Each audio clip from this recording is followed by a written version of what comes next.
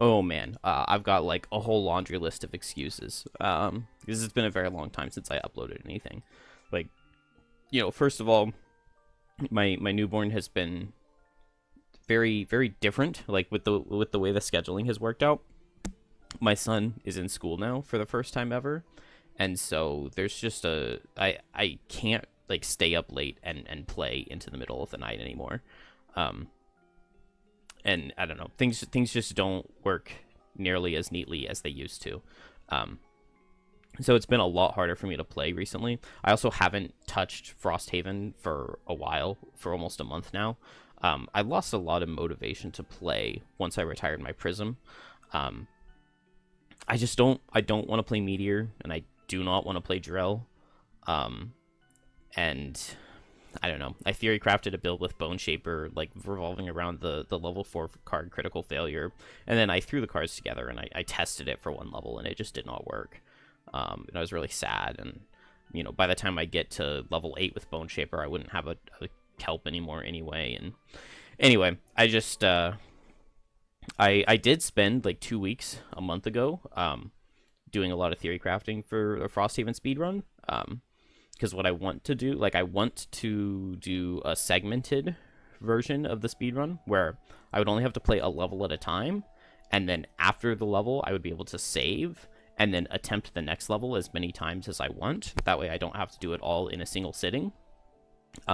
It would also, all of the levels would go very well, so it would be like a 6-something hour time, making it a much easier video to watch. And it'd still complete 30 levels. It would have some updated strats. Like I spent 2 weeks updating things for it, because, for example, in a segmented run, I can actually take the retirement goal of looting 5 different herbs on a single character and have that character only play 3 scenarios and retire. Whereas before I had to do like really funky strategies to retire in order to get Prosperity 4 so that I could unlock the tier 2 potions, or the 3 herb potions, whatever. Anyway, so I put a lot of work into that, but there hasn't been anything to show for it. And then in the last 2 weeks I've just been playing the new Diablo season. But well, anyway, we'll cut that part out. Nobody needs to hear that. Anyway, so this is the Realm of Endless Frost. This scenario is relatively early on into a campaign. It's like scenario 21, I think. And my group actually played this like really, really, really early in our physical playthrough, because it's a sled mission, and somebody had the retirement goal of playing 5 missions that are boat or sled or climbing gear. And so this was one of the first 10 scenarios I played in Frosthaven. And my group lost it when we played it in physical. And I haven't really touched the level since then because of the boss mechanics. They're not very fair. And so I ended up losing several times, 4 or 5 times in this. So we're just going to go through the first attempt so I can go through the rules, and then I will show what I came up with in the end. So let's skip ahead to where it starts. The road event was completely inconsequential. We just removed the radishes event. Took me a while to get my cards set because I had just leveled on characters. We have to start muddled and with 2 cards discarded, but Prism is the only one who doesn't ignore negative scenario effects. I also pretty sure I forgot to do the muddle, but I did remember to discard the cards, so we've got that at least. Let's see, I reviewed this beginning a couple days ago, and I started filming this like 3 weeks ago, but I never got it finished. Anyway, so we're going to start with poison mode on Prism. That's pretty standard for me.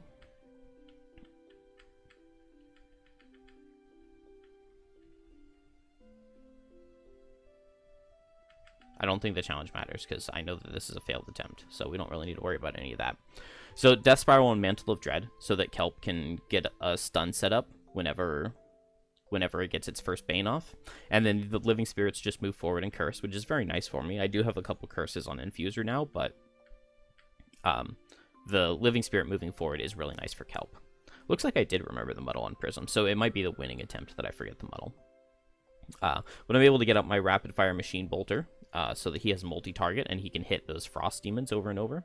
And then with my bottom, I just do an attack into the into the Living Spirit, Force Shield, so it does no damage, but it gets the poison off. So now we just need to Muddle and Wound, and then we can Bane, and he'll be stunned. So Kelp is very, very good into Living Spirits, which is nice. We get attacks from Frost Demons, but I went with the Swift Pivot, so Infuser gets to ignore that, and then Armor to reduce the other one. So end up taking basically no damage, and we have a lot of elements set for this next turn. What did I play? Whatever. We'll figure it out. Oh, here we go. So Lacerating Stabs and Succumb to Fear to get the Bane off. Coalescing Darkness and Caress of the Night. I think I go for the Caress of the Night so that I can get Strengthens going up. Infuser doesn't want to do a ton of attacks just because these Frost Demons have they have a lot of Retaliate, right? And then long range missiles with Mortar Shells to get some ranged attacks out of Prism to get everything poisoned. So we get the Stun and Bane and Double Curse into the Living Spirit. Not a bad start. Then Prism's going, so we'll spread out the poisons, and I switch into my Machine Bolter mode so that I can get multi-targets. So already we can see that Prism is doing some pretty insane damage. And now Frost Demons target the Infuser. Infuser takes a bunch of damage. Living Spirit dies to the Bane, and the other Living Spirit, I assume, yeah, it's going to hit Infuser here. Yeah, I had to move Prism forward so that Prism would tank one of the hits from the Frost Demons. I've already taken a stupid amount of damage here. I don't know why I went slow with Infuser here. This was just not a good idea. But Caress of the Night, I get to eat 2 elements and get my Strengthen set up, and then I probably just pull something back in so that I can have my Wind and Dark for next turn. Although it looks like I don't do that. Then Kelp is going to be going for this other Living Spirit this next turn, I know. We've got the card where I can add Pierce into any target who has a negative condition. So that with my attack 1 and attack 2, strengthen it and throw a heavy sword to make it attack 1, attack 3, strengthened, give the Living Spirit a wound. We're able to deal 7-ish damage pretty easily. I really can't attack here with Infuser because of the Retaliates, so I'm pretty sure I'm going to go for a ranged attack here with my Obsidian Spear with the top of it. But anyway, Kelp targets this Living Spirit, and I'm pretty sure I was able to pull well enough to kill. Also, this means that Kelp will be tanking that Frost Demon, which I survive everything except a crit, which is not too bad. And I believe with this +1... Yeah, because it was attack for 3, right? So +1 makes it 4, and he'll die to the wound. So very nice damage out of Kelp there. Then it should be Infuser moving to the side here to hit these 2 Frost Demons with Obsidian Spear.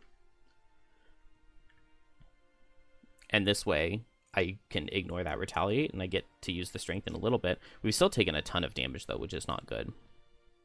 But start getting my Blesses. That's very nice damage out of Infuser. And then the Machine Bolter gets multi-target, and then the Prism itself gets its turn.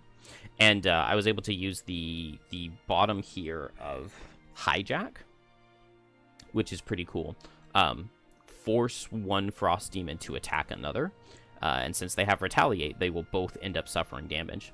So I move this guy over to attack his buddy. He only does 1 damage. But then because of the Retaliate, he dies, and we know that these other 2 guys are both going to die to wound. So we just need 1 attack going into Kelp here. And Living Spirit will die to wound. So we're mostly clear in this first room. Took a fair amount of damage onto Infuser, and I guess they missed the Kelp. I'm not sure. I know I screw up here, though. We'll see if... It took me a really long time to figure out the solution I end up going for here. So, I try to damage this guy. I end up pulling a miss on him at some point. And so I thought that I was going to be killing him. I thought I was going to be killing him easily. And so... Let's see what happens here. Okay, he crits my Kelp, which is very scary. And because I ended up missing on him with somebody, I wasn't able to do the bottom of slipping into death because he didn't get down to 4 health, which was the plan. I also unsummoned all my summons on Prism because of this hazardous terrain getting into the next room. But at this point, I'm pretty sure I have to long rest on Kelp. Otherwise, I'm just going to die. And I don't know why I was assuming that I was going to be killing. So Infuser used the ranged attack where you throw your sword. Desperate throw, that's what it's called. But does not pick up the kill. And then Prism runs away so that it doesn't take Retaliate. And the Frost Demon is left with 2 health. And he's attacking for 5 into my 3 health Kelp. So everything except for Miss or Curse will kill me. And that would just end the scenario, right? Like, that's really bad. There's like no good thing for me to do here, right? Like, I've already moved my Prism.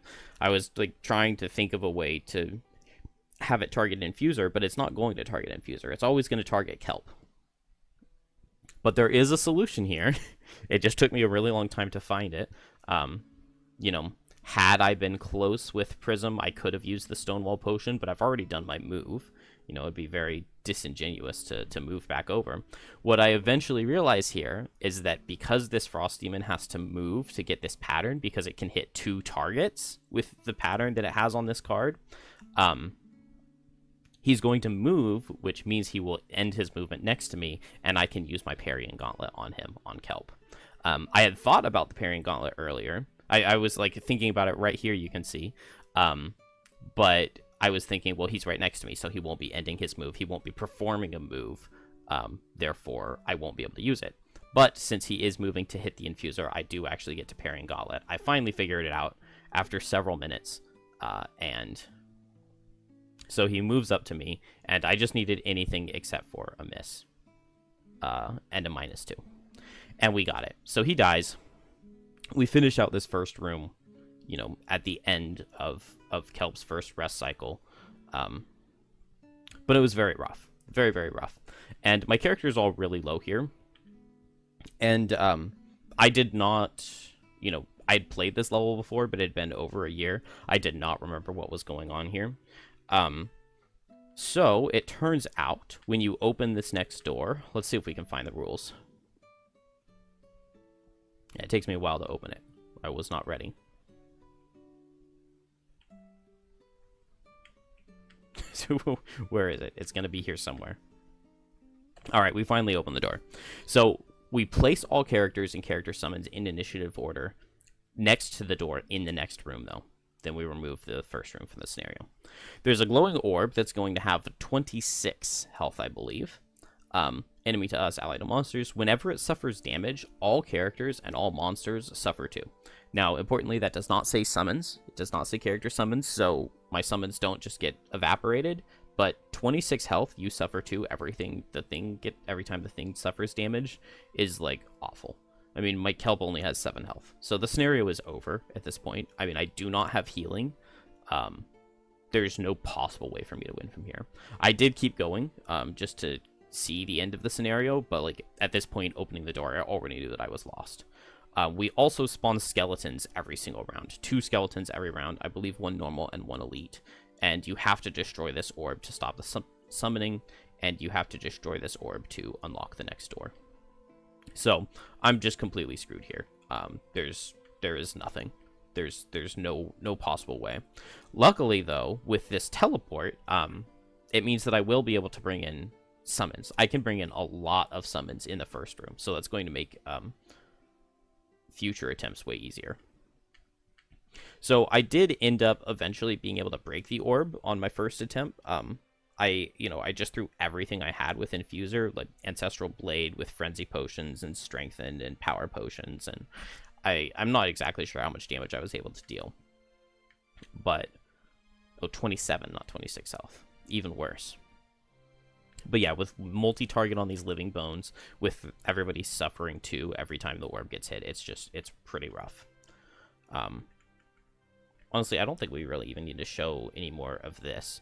Let's just get to the next room, and then we'll throw it to the final attempt.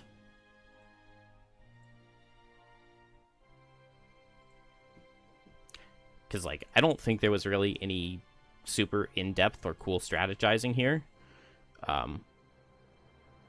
You know, take a second to get the bearings on what's going on here. Got an invisible kelp. We've got multiple summons out for Prism, but there's so many skeletons and 11 health still on the thing. I don't know why kelp is still up at 7 health. Maybe I played the Bane to heal myself for 5. I'm not sure. We'll assume that I did it right? I mean, I failed anyway, so.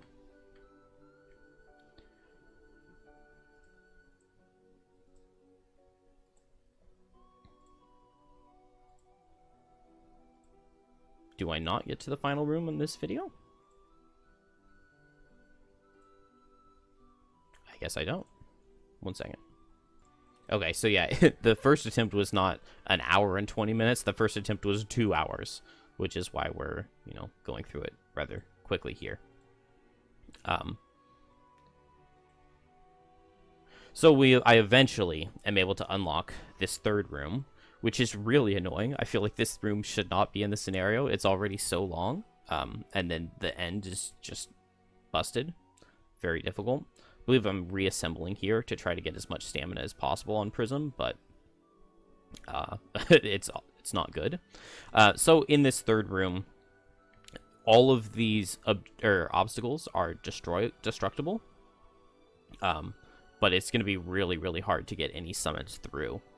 And then we've got living spirits to deal with. There's a chest, but it's like a useless item.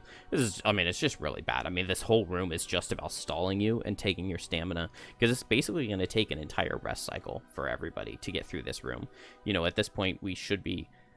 I mean, I guess optimally it would be 1 rest cycle for the first room, and then the second rest cycle, theoretically, if you know everything you're doing to destroy the orb, you could destroy the orb and get through this third room in the second rest cycle, but that's extremely optimistic. Most likely, I would think it would be 1 rest cycle for the first room, 1 for the second, 1 for the third. I'm not sure, you know, something is wrong with the scripting here. But anyway, you know, I had my characters come here. I do end up killing all of these guys. So that we can get to the final boss, so that we can get to the final room. And so we see the final room here. We're going to have to deal with 2 normal frost demons, so that's not too bad. But, I mean, they do have a base attack of 5 with 25 health, and Retaliate 3, so I take it back. That's pretty bad. I mean, it's 50 damage if I want to kill them. But the real problem is going to be the Prince of Frost. So if we look at his stat card here, 126 health is a lot. Retaliate 4, range 3 is, like, stupid. I mean, I've got long-range missiles on Prism that can hit for 3 damage. The Prince of Frost can't be poisoned, so I can hit him for 4 damage without taking Retaliate. Infuser has Desperate Throw, a singular card that's an attack 5, so 6 if he's poisoned, that can hit from outside of range to not take the Retaliate. Kelp does not have a single attack that can hit from outside of Retaliate, and immune to Immobilize, Disarm, Stun, and Curse. So it's possible for me to Brittle and Muddle and Poison to get 3 negative conditions. But the Prince of Frost has 2 specials. So special 1, 1 character recovers 1 card from their lost pile, so that's nice. We can get extra stamina out of that. Then he performs Heal, target a number of enemies equal to the number of characters, so heal target 3 in range 5. Well, since he has 126 health and we need to be damaging him, he will always be the one who has taken the most damage, basically, meaning he will always be targeting himself with the heal. So that sucks. That means that I can't Bane him on any turn where he draws special 1, because he'll be healing himself. And he's immune to stun, so I have no counterplay to that if I try to Bane. And the only way for me to get good damage is for him to be brittled. So, you know, I mean, I don't know how I'm supposed to beat this boss. I mean, it's just kind of dumb. And then he's always summoning snow imps. So not only do we have 176 health in this final room, but he'll be summoning more. And then special 2 is way worse. 1 character loses a card from their hand, or 2 from their discard. Then he pushes and brittles things, which is fine. And then he summons a normal snow. With the first one, he summons an elite. So this is really rough, you know. At this point, for the rest of this attempt, 17 minutes, I literally didn't even move. I just sat here complaining and theory crafting and trying to figure out, like, what can I possibly do? And I do eventually come up with a solution. But, you know, I gave this several tries. You know, I had a couple tries that came down to, like, I did like 50 damage to the boss, but he just drew the one character loses a card a couple times in a row, which is really rough. I do think that this would be a really cool scenario for Deathwalker, because you could get 5 shadows right under him and hit him with Wave of Anguish and attack him 5 times. And then when he gets his Someone Recovers a Lost card, you can just get Wave of Anguish right back, and you can hit him with 5 shadows again. And you can do it at far enough away that you don't have to worry about the Retaliate. But yeah, ranged Retaliate 3 for my characters is just really bad. Really, really bad. Especially with these summons. With it having to get through this 3rd room makes it so difficult for Prism to actually make it to the boss. Like, we can obviously tell that the objective is going to have to be to rush down the boss as quickly as possible. So, I'm not going to spoil it, but hopefully I can just put the final attempt in right here, and we can go from there. Alright, we're back. This is going to be attempt number 3. Now, I did... First of all, I'm tired of the music we've been listening to. We're going to try listening to some Zelda background music, and hopefully we don't get copyrighted. You know, maybe we'll try some other games as well. But that's the plan for that.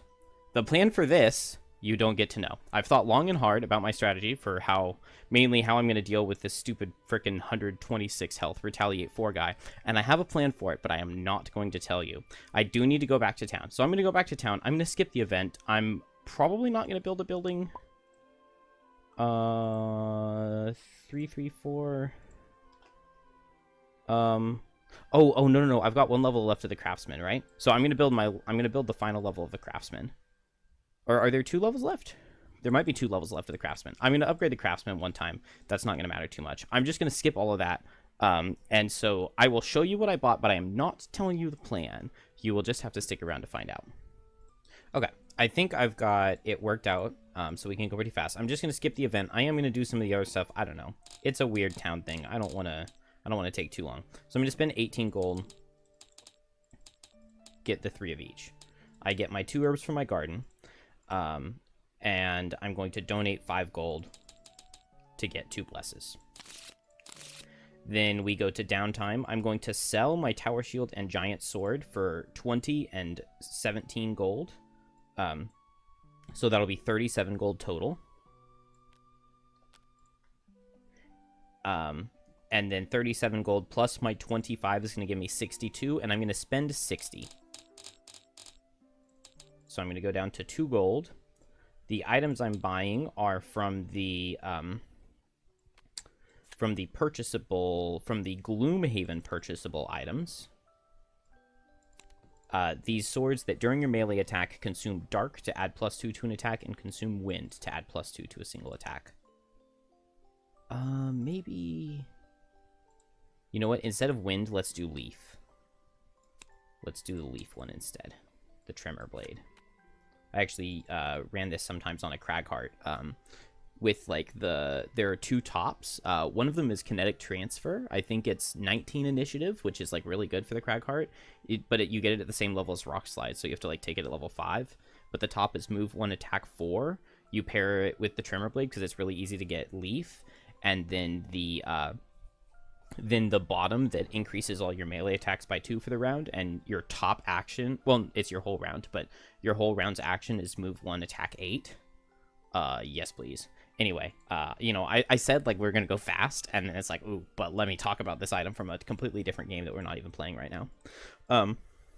So that's that. That's gonna be all my gold there. And then I need a potion. I just checked the recipe. It was, Corpse Cap, Rockroot, Snow Thistle. We have made this potion before. So, Corpse Cap, Rockroot, Snow Thistle, no Rockroot. So I can get a Snow Thistle from this Explosive Vial, which I had on Infuser. So I'll get the Snow Thistle from that, and now we just need a Rockroot I don't want to get rid of my infusion potion. I guess I'll drop my major stamina potion. I'm not a fan of that, but it's whatever. I'll drop the stamina potion to get an axe nut from it, and then I'll 2-for-1 the axe nut into rock root. And so that did all of my stuff, and now I get corpse cap, snow thistle, rock root, and I can get a precision potion. When you reveal a crit or a curse or a miss, treat it as a +2 instead. We're gonna run that, and I think I'm ready. I got my cards set up. We're just gonna skip a road event. We're just gonna go straight into the level. Hopefully this will work. This is a very difficult level. I'm really shocked because it's so early in the campaign, but like 4 rooms long. There's so much retaliate and suffer damage that makes it really difficult to play this level with a bunch of different characters. Like, Bone Shaper is really bad here, except for like the permanent loss where you ignore retaliate. So like that will make it pretty good, especially on the boss. Being able to ignore retaliate on that and the frost demons in that room in the first room, that's really good. And then the summons don't suffer the retaliate damage from the orb. So yeah, Bone Shaper's probably good in this scenario, except for getting through all of the boxes back here. That's going to be a nightmare. Absolute nightmare. Blinkblade has the 1 card that can ignore retaliate, so it's like whatever. Drifter, I mean, you're just not dealing enough damage to deal 126 and get through the retaliates. And I guess the ranged cards, you get to increase your range, so maybe you can outrange the retaliate, but like Geminate, Banner Spear, none of those classes sound very good here. The only starter class that's like good in this scenario is Deathwalker, and she absolutely eviscerates it because you can just put 5 shadows on the boss, Wave of Anguish the boss, and then it gets the thing where you recover a lost card and you recover Wave of Anguish and you Wave of Anguish the boss again. Anyway, I've spent a lot of time thinking about this level, and I was talking with my friend about it earlier, because he's never played it, but he agreed with me that the scaling on the level is a little bit insane, but we're going to play it at max level. I have a plan. You just don't get to know about it. I'm excited. We'll glance at battle goals real quick, but I'm not going to do a challenge because we already know this level's super hard. Trying to make sure that this Zelda music isn't too loud, because I feel like this song is louder than the other other ones. Losing a card to negate 2 damage or less from an attack. Nothing's ever going to hit me for less than 2. Kill an enemy while 3 elements are stronger. Waning. Lose a card to negate 5 or more. That's possible. Maybe in the last room. End your turn next to walls or objectives. Kind of hard. Kill an enemy before his first turn. Kill 1 or more enemies of each type in this scenario. Ugh. Okay. So we will start with poison mode. I'm going to start with launch pod and the spinning blade. Yeah, this is right. Spinning blade and launch pod. On infuser, I have no idea. Maybe I'll start swift pivot. I like that with Boon of the Tempest. Yeah, I like the way that's sounding. And then I'm going to go Mantle of Dread with Death Spiral. So it's a pretty easy start for me. I'm not a fan of that, but I don't think it's the end of the world. Can I position such that... Let's see, we've got move 4 on this guy. 1, 2, 3, 4, 1, 2, 3. There's no way for me to move forward on Infuser and not get hit by both living spirits, which sucks. And there's no way for me to move forward and not get hit by both frost demons. So we're going to take a lot of damage here. I'll just move here. It'll be fine. No, we're going to go right here. Right here? We're going to go right here. This way the frost demons only hit 1 target, and the living spirit is going to have to move 2 to get in range 3, which means that it'll be in range of a teleport from the Deep Ray, from the Kelp next turn. And so now we are going to... So yeah, I move here with Boon of the Tempest. I can set Wind on that. And then Swift Pivot, I'll set Leaf. Then this guy goes 1, 2. This guy goes 1, 2, 3, 4. We get a 2 attacks into Infuser. First attack for 6, and it's going to deal 8. That's disgusting. I'll block 3, so I take 5. What blades did I take? Leaf and Dark, right? Leaf and Dark. Then attack for 5, and it's going to deal 5. Then this guy's going to go 1, 2. This guy's going to go 1, 2. And then guy number 3 is going to attack, and the Swift Pivot will go off.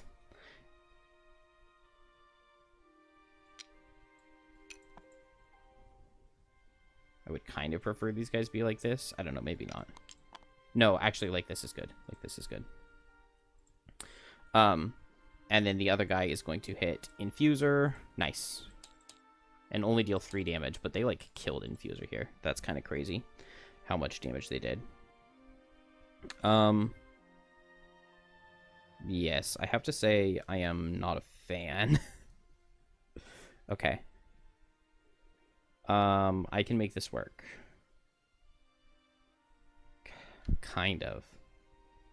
It's tough.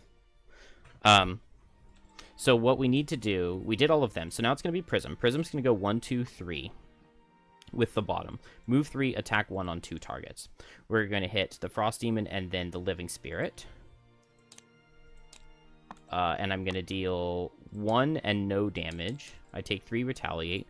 Guy number 3 gets poisoned, and then normal gets poisoned. Then I'm going to use Launch Pod, and I'm going to attack the Elite. Is this accurate? I can just go fast next turn. Okay, so let's hit this Frost Demon instead. Let's hit Frost Demon number 6. And we're going to miss. It's going to poison him. And then because of Launch Pod, we can play a card from our hand to perform a summon action. I did also forget, though, from the negative scenario effect, we need to discard 2 cards. So that's going to be painful. Let's drop Coiled Limbs. We don't need movement. And reassemble. We don't need to reassemble. So I get to play a summon because of the Launch Pod. And we're going to play the Mortar Shells. We have to summon it from the hex the target occupied, which is why I didn't want to put it next to the Living Spirit. So I will put the Bombardier right here. And then next turn, he has move 1, so he'll back up here and he'll hit both of these guys, which is cool with me. Now, oh, I like my next turn. I like my next turn on Kelp for sure. I am also going to... Oh. This is okay. It's not perfect.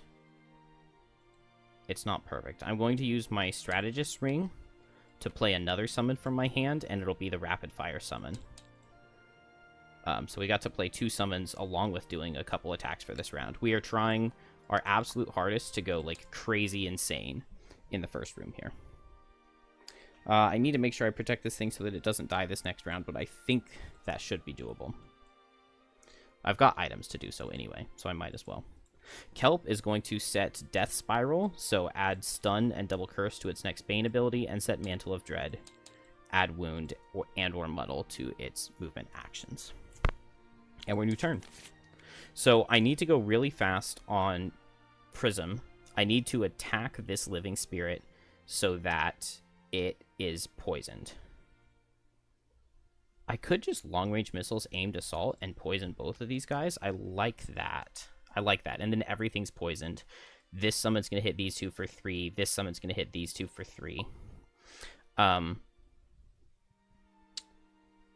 Kelp is going to go right after at 20. The only thing that would be bad is 18 speed from Frost Demon and then healing. But I guess we could Boots of Speed on both characters if that happens. I could also go fast on Infuser and eat. Is there any point in brittling both here? Maybe that's not the best. I kind of want to just get Ancient Rites of Power while I have all these elements out. So maybe I will ward and regenerate myself. Feels a little bit wasteful. But I don't want to do any attacks with my bottom. I could just, like, Bounty of the Earth to get that heal off. I don't hate that. But we're trying to play very conservative here on Infuser. I'm just going to ward myself. Okay. We didn't get anything super scary out of these guys. I think this is all fine. So we'll just go as is. We'll regenerate ward ourselves on Infuser, and then eat 3 elements to set the Ancient Rites of Power, and we will bless ourselves. And then we get to add targets to our melee attacks, which isn't of too much consequence right now, because we're not doing a melee attack. After that... Oh, I can turn this ice into something so that they don't get stunned, right? And so let's turn it into leaf, and we can gemstone resonance next turn. So let's use the helmet to do that, and I'm very happy there. Now, Prism. Bombardier is the first summon. He's going to back up and hit both of these guys for 3. So 6 and then 3. It's going to deal 4 and 5. And so I guess, like, that's the kind of thing that people are talking about when they say, oh, no, Prism's really good. It does a lot of damage. Given that I just dealt 9 damage and I haven't started my turn yet and I still have a summon. Worst class in the game, folks. Horn of Command. I think I hit these same summons again. These same guys. I could attack this Living Spirit. I don't see much point in doing so. So I'm not going to. It's just single target out of the Living Spirit, so I'm not super scared. Let's hit these 2 Frost Demons again. So this guy and this guy. Ooh, I get to move a summon for 2. That's beautiful. So I deal 3 and 4. I get to move my summon, which I really, really like. Oh, wait. Yes, no, I did draw both of those. I was thinking it was strengthened. It wasn't strengthened. And then I could add +1. Or I could transfer if I wanted. I don't see the need to do that. The only benefit in transferring would be that poison mode would be right here, and I could give it a shield. There's still a chance that the Living Spirit could crit it, though. And that would be bad. So I think I won't transfer. Oh, also, no, I can't transfer because I need to be poisoning things. So this attack for 1 is going to go into the Elite Living Spirit, and it's going to poison. And then the attack for 3 will go into the unpoisoned final guy. I can't heal, but it does deal 4 damage, and it poisons the final guy who wasn't poisoned. And so we got to get... Now everybody's poisoned, which is nice. Now summons can go to work, go to Absolute Town. Kelp is going to teleport here. Now that is with this bottom, teleport and wound an adjacent. So we are going to wound the Elite Living Spirit. Then with Mantle of Dread, we are going to wound Frost Demon number 6. Then I am going to pop my Stunning Bracelet. During your turn, give stun to half rounded up the enemies adjacent to you. There are 1, 2, 3 enemies adjacent, so half would be 1.5 rounds up to 2. So we will stun guys number 5 and 6. Now we have 3 negative conditions on both of these guys, so we will use the Ember Energy Source along with Succumb to Fear to increase the number of targets. So pay a token to Bane target 2 adjacent normal or elite enemies that have 3 or more negative conditions. That is also going to proc the Death Spiral. On your next Bane action, add stun and double curse to the ability. So the monster is going to get 4 curses. And then onto this guy, we're going to get a Bane, and this guy we're going to get a Bane. They were unfortunately already stumped from my item, but this was the only way to get enough negative conditions onto both of them to get both Banes off this turn. And that will finish Kelp. Oh, excuse me. So first we're going to have this guy go. I guess he sees Kelp, right? So he's going to go 1, 2, and attack for 5, and deal 5. And then this guy's going to go. He's going to see Infuser, and he's going to attack for 5. He's muddled, so maybe we'll get a curse here. We did just add curses.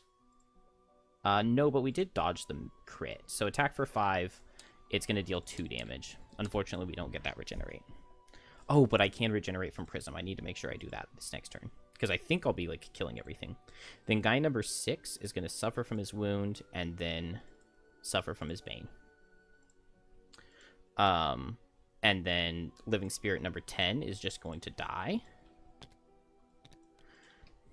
And Living Spirit number 6 is going to back off. There's no longer ice, so he just attacks for 5 and does 5. Unfortunately. But that was a very good turn. That was a very, very good turn. I have multi-target on my attacks, so I can just Desperate Throw here. I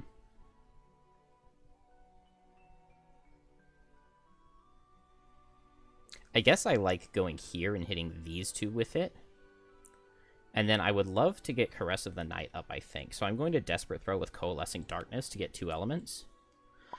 Kelp is going to go after the Living Spirit. So Crippling Terror, he's poisoned. So Tumultuous Panic, Crippling Terror is like a guaranteed kill. And then Prism is just going to go fast and command attacks. And, I mean, it's beautiful.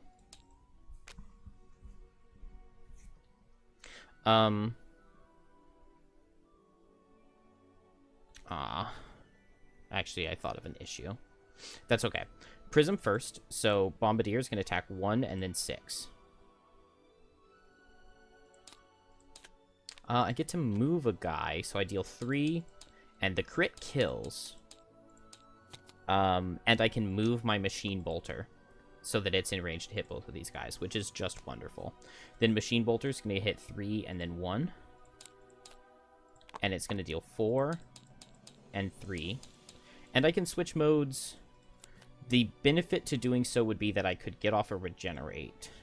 Or I could start healing with Poison mode. And I am going to be transferring after this, so I actually think I'm going to do it. So let's go here to the Bombardier and get the Poison mode out. And then I get to grant an attack, so I will tell the Machine Bolter to attack for 4 into both of these guys because they're poisoned. First 3 and then 1. And it's going to deal 5 and 5, which is bonkers. Absolutely insane. Kelp is going to teleport here, wound the Living Spirit, add +3 Pierce to all of its abilities targeting it because it has negative conditions. So attack for 2 because of the poison, goes invisible, and then attack for 3, 4 because of the poison with strengthen. The +1, I believe that should kill. The first one did 2, and then do we only do 4? Oh, we drew a +1, so we deal 5, right? So that'll just straight up kill because of all the pierce. We get to add another trophy, and Kelp is very happy. Infuser.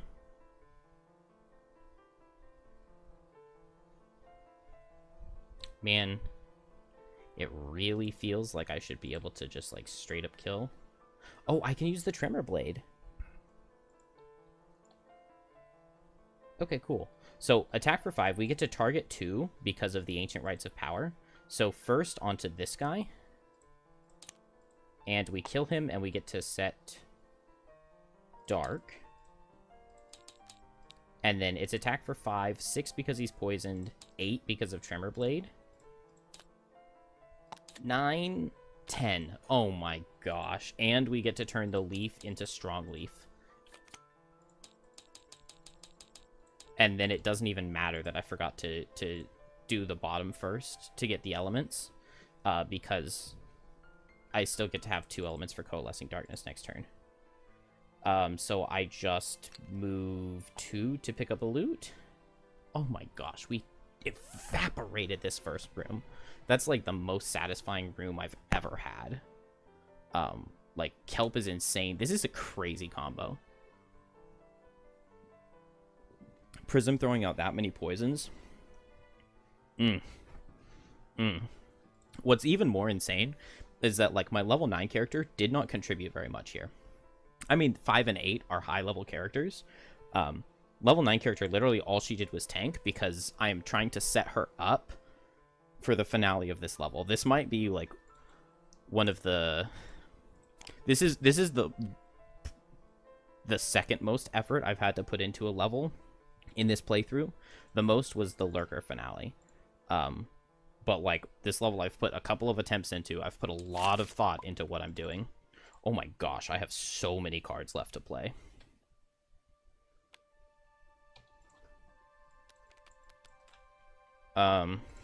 So I can long rest on Prism Kelp is the character that I want to get up to the door. Infuser just wants to get some things set up.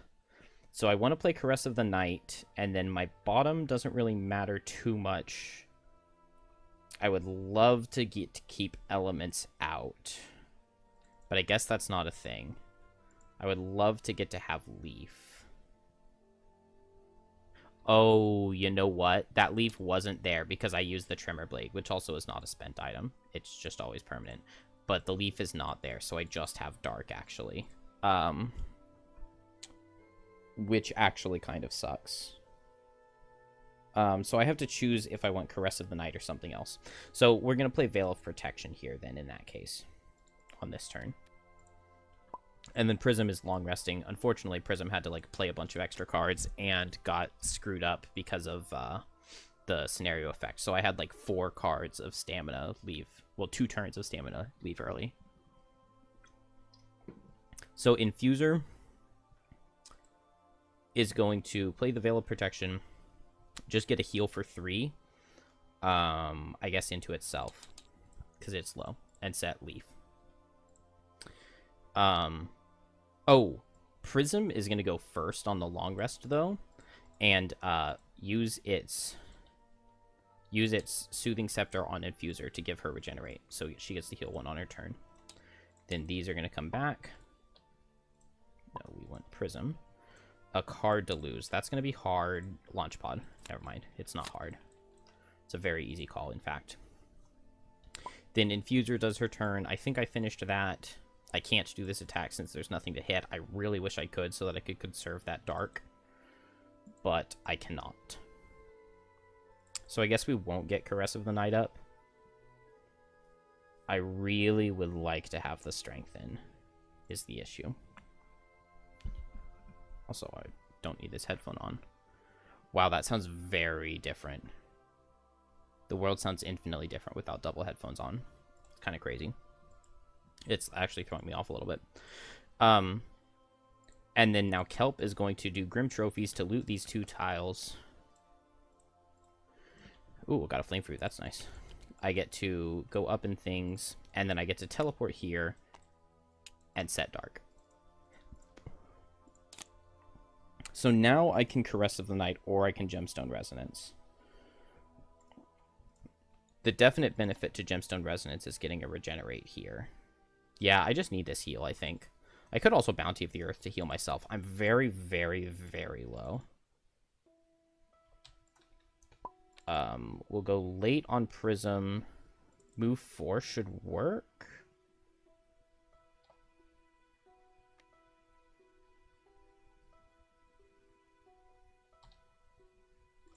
Oh, wait. I want to go last on Kelp, which is perfect. Perfect.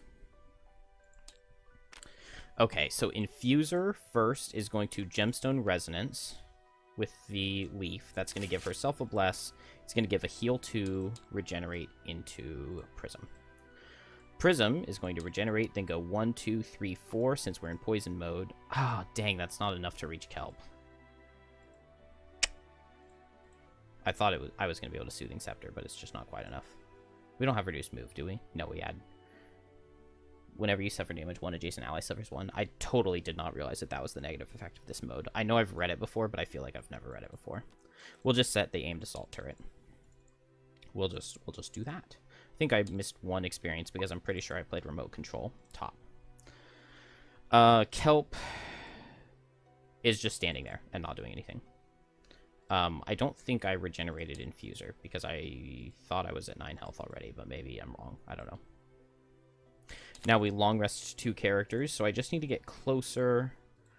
I need to think about what initiatives I'm playing when I open the door. So I'm going to play... Kelp is going to open the door. It's going to teleport everybody in there. I want the order to be Kelp, and then Infuser, and then Prism. So maybe I'm going at 19 when I open the door, so I think I just play Faceless Entity here. Yes, I believe that all will work. And then I long rest my other 2 characters.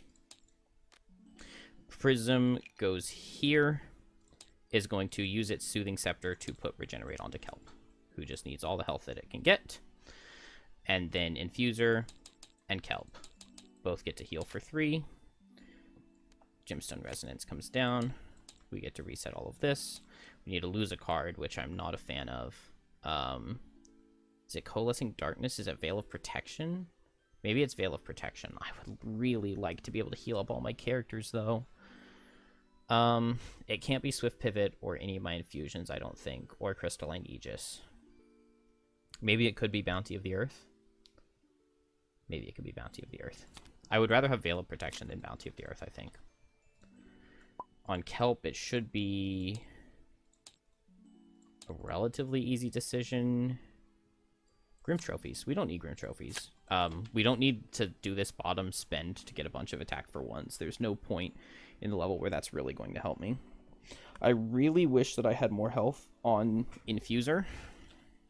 But I think we just need to go. I think we just need to go.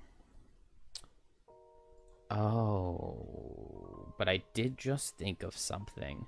I would really like to have some elements. So actually, I think I'm going to take one more turn. So do I just long rest here on Kelp or on Prism? Maybe it's unnecessary. Which mode am I in right now? I would love for all of my summons to get an attack, which would mean that I would need to draw the +1 on the Plague Protocol. It's possible, but it's not guaranteed. I think that this is fine. I'm just going to go ahead and play a turn here on Prism. And then on Kelp, I can set Dark with Death Spiral. And maybe Succumb to Fear. I don't need, I think. I need to destroy this orb as soon as I open the door. So Kelp's going to run in, attack the orb. Infuser's going to go hit the orb really hard. Let's stress the really hard part about that. And then Prism, hopefully the summons can go and finish off the orb after that. In order to hit the orb really hard, I need to use these blades. So I need Dark and Leaf. So I need to set Leaf here, but I can do that with Veil of Protection, which I'm very happy with. And then I'm getting Dark from Kelp, so I don't need to worry about that. Do I set Leaf so that I can... Ooh, you know what? Yeah, let's set Wind so that we can convert it with Circlet of Elements next turn. So everybody heals 1 from Regenerate. Kelp is just going to set its Bane card thing. Infuser is going to heal a target for 3, which is going to be itself. Heal for 3 with Veil of Protection, which will set Leaf. And then move with Boon of the Tempest, which will set Wind. And we're new turn. So now I get to long rest on... So I'll go at 16, and I will go at with a bottom attack. And then that means over here, I'm going 22 with 66, and I'm long resting. So we will use the boots to go at 12. And then Hive speed is going to be 19. 19 is the initiative I'm going at on Prism. So Kelp regenerates. Gets to open the door with its move 4. As soon as we open the door, it tells everybody to teleport in initiative order. So we'll go here. Infuser will go here. Then it would be this summon. I never summoned my guy, but he would have been like here or something. Then it would be this summon, and then finally this summon. 45 is good. That means that Hive at 19 underspeeds of Living Bones. And finally Prism. So we get to finish the movement on to Kelp. Since we move next to this guy, we can wound him. Then I'm going to do Tumultuous Panic, attack 1, move 2, attack 2. I'm going to skip the attack 1. I'm just going to go ahead and do the move 2.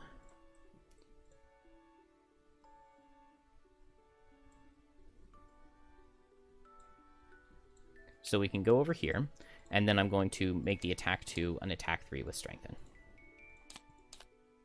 And we'll deal 4. Then everybody who is not a summon is going to suffer too. And I think we're in good shape. I hope. I do believe. Infuser is going to use her boots to move right here. I get to attack for 3 on both with my bottom. So first into the skeleton. Okay, that's going to deal 4 damage because he has 1 shield. And then into the orb. Beautiful, beautiful. Is that... Yeah, that was just 2 + 2s in a row. So we deal 5. And then everybody suffers 2. And then I'm going to eat the leaf and the dark with my double blades to get an attack +4 onto my desperate throw. So this is attack for 9 into the orb. And we'll deal 18. Oh, and it had 18 health. What a... Beautiful. Absolutely beautiful. Unfortunately, it does mean that these guys have a lot more health than they normally would. And so I guess my other attack is going to go into this Living Bones over here. The attack for 5. And it's going to set Leaf. But we don't have any infusions. So the attack for 5 is just going to deal 4. And he's actually going to get to hit, which is actually kind of funny and not something that I ever planned or expected to have as a possibility. But that's okay. Prism gets to go next, so Poison Mode just moves closer but doesn't get to reach. Which means we don't get an attack, so we don't get to switch. I actually really wish I hadn't crit on Infuser. It's kind of funny. I get 2 attacks for 2 into this Living Bones. And so he'll take 4. And then Hive itself gets to heal for 2, get this back, lose a card. And then now, what am I doing here? I guess this guy is going to go here, right? Because he wants to optimize targets. So let's switch Toxin Distributor, I believe, with the Energized module.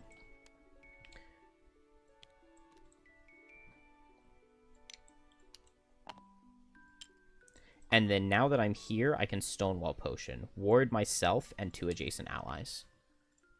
This way, we're not going to suffer an insane amount of damage. And then, now I believe I'm done with Prism, right? Did my heal 2. I don't need to shield anybody. Yeah. And so this guy will suffer. He'll come here to hit all 3. So first, we'll just do Infuser, Prism, Kelp. It doesn't really matter. Infuser would take 5, so that's 2. Prism, 5 minus 3 would be 3, minus 2 would be 1, and then Kelp, 4 would be 2. This guy sees Kelp as his primary focus, 1, 2, 3, 4, but he can't hit any additional targets, so he'll just go here and attack for 4.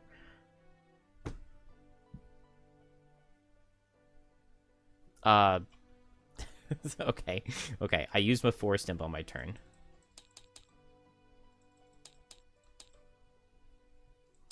That's so dumb. That's so dumb. Come on. Literally exactly killed me. Whatever. We use the Forest Imp on the turn. Which, like, is definitely something that I would have, should have, could have done. Whatever. Whatever. And renew turn. I am disarmed on Infuser, so Infuser cannot really help here. She can just go fast in Gemstone Resonance, though. To start healing up. Kelp doesn't mind this much at all. Do I just go Crippling Terror, slipping into death? It doesn't do that much damage, but I do have this up, meaning that if I can get the kill onto this guy, it would stun the other guy. And we'll just hope for that. I think I just go fast on Prism, and we probably just kill with the summons. So first my summons, who is the first one? The Bombardier. So Bombardier will hit both, first the Elite, and then the other guy, and they'll both take 2.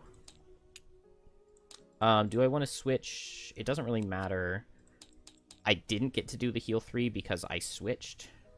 I should have done the heal 3 before I switched, but that'll be my penance for calling the Forest Imp late, is not getting that heal 3. And so then now do I want to switch so that I can heal? And I think the answer is yes. So I'll switch poison mode back in. This way I can start healing up. Then Rapid Fire is going to hit the Elite, and then the one in the back, and they'll both take 1. And then Sniper Turret is going to hit the Elite. And that'll kill. And so then Kelp is just going to teleport here and wound this guy. Then I get to ignore his shield from Crippling Terror, so I'll just do a default attack for 2 rather than slipping into death, and it'll kill. We'll go ahead and discard Death Spiral because we're not going to need it now. This guy dies. Infuser is last and least. Going to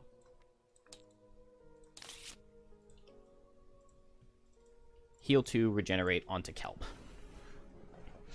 Oh, Prism also regenerated Infuser. Oh, wait, no. Well, it doesn't matter. Infuser was going to regenerate Ward herself anyway.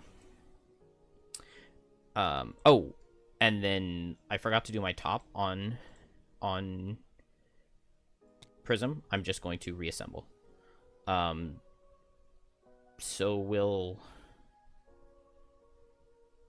go to aimed assault mode. That's fine. And then also on Prism, I'm going to Stamina Potion back reassemble, which is a level 1 card, so we can do it. Which did I get rid of? I got rid of this, right? And then I switched into Sniper Turret mode. Yes. And we're just going to reassemble this as well.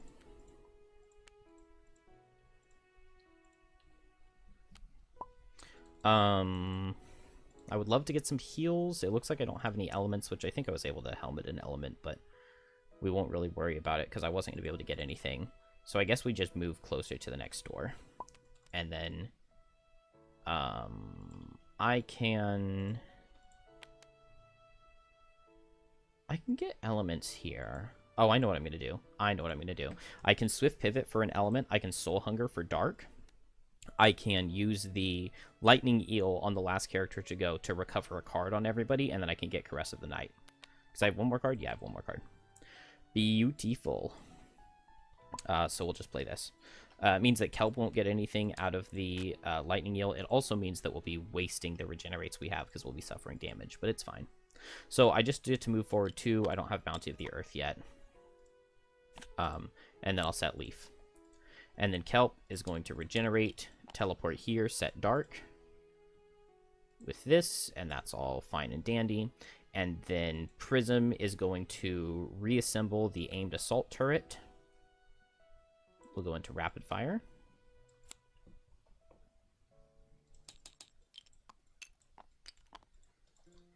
Do I need to move? Yes, I'll move 2 this way. And I'm going to... what I realized that I can do... I didn't realize that it added this card here. So I can go ahead and put stickers on the ones I've done. I think I did the bottom 2, so we'll do 106.3 next.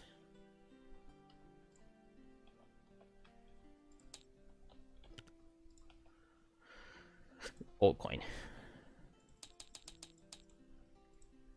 And then now on Prism, I'm going to do the Lightning Eel, so everybody has to suffer 2. Which is a bit unfortunate, but also I killed the thing really early, so I didn't have to take very much damage. And then everybody gets to recover a card. So we get to get back Reassemble here. Here we get to get back Caress of the Night. And here we get back a card, but it doesn't matter because we're just going to long rest this next turn. So set up my infusion and get closer and reassemble. So we'll set up Caress of the Night with these 2 elements. We get to bless ourselves, which we have 5 blesses now. Yeah, because we drew 1, right? We've got 7 cards missing, so we're at 23 cards in here. Ugh, I would really like to thin this deck out a little bit more. Just to make it more likely to draw blesses. But we'll figure it out. We will figure it out. Then, so we did that we get to heal a target for 2 and regenerate them. So we will do that to Kelp. And then I don't think I did Prism yet, right? So we're going to reassemble. So we're now in Toxin Distributor mode. And then we will just move 2. And then all of those cards went back to the discard, so we've got a lot of stamina. Oh, we get to move 4, in fact, so we can get all the way up onto the door. Infuser also gets to move 2 on his turn. And look at that, we're just one big happy family. Long rest on Kelp, we get these cards back. I feel like my plan is working very, very well. I could drop Death Spiral here, but it is a good way to set Dark in between rooms, which Infuser really appreciates. And, you know, I might as well just set it right now, I think. I guess I just need a little bit of damage into a Living Spirit to get this bottom of Slipping into Death. With Death Spiral, the bottom of Slipping into Death is actually really good. So maybe I'll just waste Succumb to Fear here. I'm fine with that. I think both my other characters are long resting. But like triple stamina potioning back reassemble got me so much extra stamina on whatever this guy's name is. So we're just going to set Death Spiral to get Dark. And then do nothing. Let's get the Regenerate. Prism's just going to heal 2. Infuser is going to heal 2 and regenerate herself because Gemstone Resonance is out. Gemstone Resonance will come down. And then I think I drop Guide the Flow here. But I like it for getting across the next room. Any other cards I can drop? Not really. So we'll drop Guide the Flow. I don't think it's that important for me? Question mark? We'll have to call it okay. We will have to call it okay. And so we are on a new turn. What is my stamina looking like over here? Pretty good. I want to keep my 12. I don't need to keep remote control. I don't really need to keep any of these summon cards or reassemble. I have no use for reassemble anymore, I think. The baby is crying, so I'm going to go grab it, potentially. My wife is taking a nap. Okay, they're good. She's going to bring me the baby after she finishes feeding it. So I need to figure out exactly what I'm doing here. I want to... Yeah, now we get to the part of the level that I don't have nearly as planned out as others. I should have, on that long rest on the last turn, converted that Dark into a different element, since I was going to get the Circlet of Elements up anyway, and just a singular Dark is not particularly helpful. I can just set Dark again on this next turn. Maybe I just open the door with Swift Pivot. That feels like it'll be universally good. I don't have Boon of the Tempest, so maybe I'm trying to get Boon of the Tempest so that I can jump over everything. So I'll Swift Pivot for the Wind. I would like to save Coalescing Darkness, I believe, and Gemstone Resonance, so maybe we'll just move with Veil of Protection. Everybody else is relatively healthy. Which means Prism, I think we need to get in closer. Or I just need Kelp to have picked up a kill.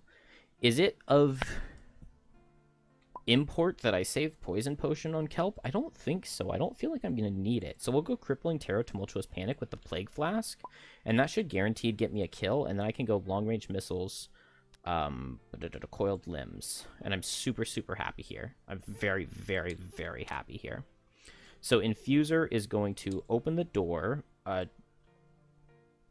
with just a default move on Veil of Protection. So just a move 2.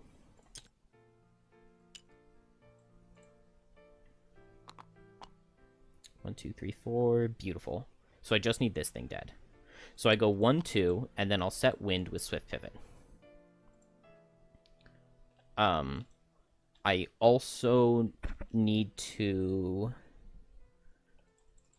use the helmet to turn the dark into anything for Boon of the Tempest.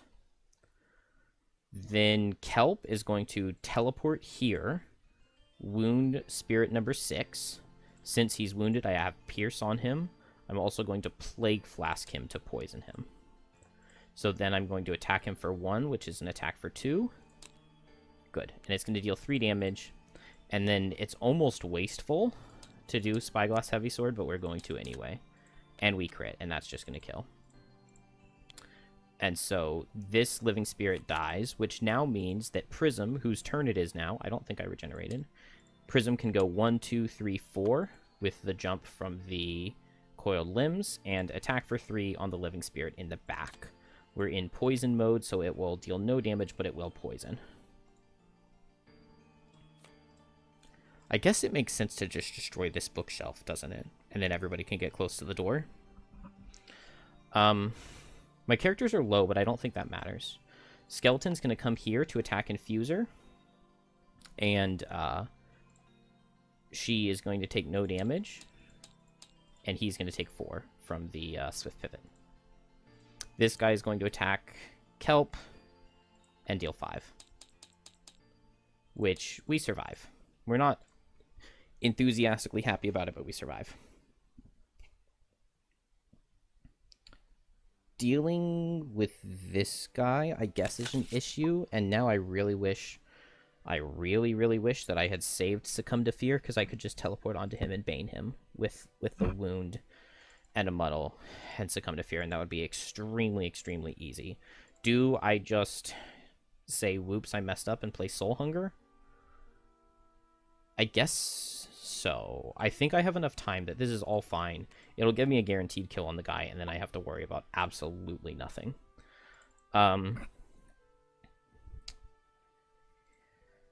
So I'll do that there, which means that I can move forward. I guess I just move forward and I attack this bookshelf on Prism. Let's make sure we're going first on Kelp so that we can have time to get out of the way. And then that leaves me on Infuser. I need to set Boon of the Tempest, right? So that I can jump over. And so I just need to go after, which means... well, I'm going 92 here. Well, if I move 1, 2, 3... I guess I could use Boots to go here. And then my default move could go here. And then a move 3 gets here. And that works out just fine. So 17 initiative is fine. Skeleton stands still and does nothing. He just heals. Kelp is going to teleport 1, 2, 3. Teleport next to this guy so I get to wound him and muddle him. And then he has 2 negative conditions. So I can bane him, stun him, add 2 curses to their deck. Heal for 5. Set dark. Which might be useful. I definitely think that will be useful. I lose that card, unfortunately, but the death spiral goes down. It's fine. We'll call it worth. Infuser gets to regenerate. I will set Boon of the Tempest. So I get to bless myself, I get to strengthen myself, and I get to perform an attack, which I am not going to do. Then I will just move with Crystalline... Or no, I'll move with my boots to end next to this guy. And then I'll default move with my bottom. I pick up the chest, which I picked up on a previous attempt, but it's item 84, which is, like, not that good. I don't know what I was doing with the rulebook here, but... I shiv 221.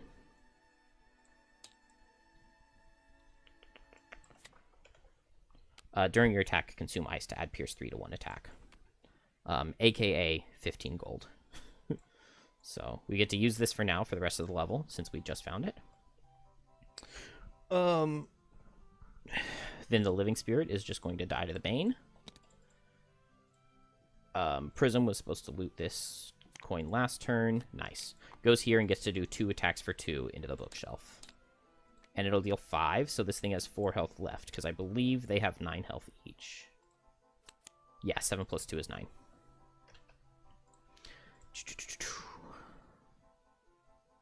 Extremely happy here. So the 2 elements I ate were the wind and the light. for the Boon of the Tempest. Oh, I don't have Circle of the Elements anymore. How am I getting Leaf for Gemstone Resonance? I guess. Oh, I have to Desperate Throw? I don't like that.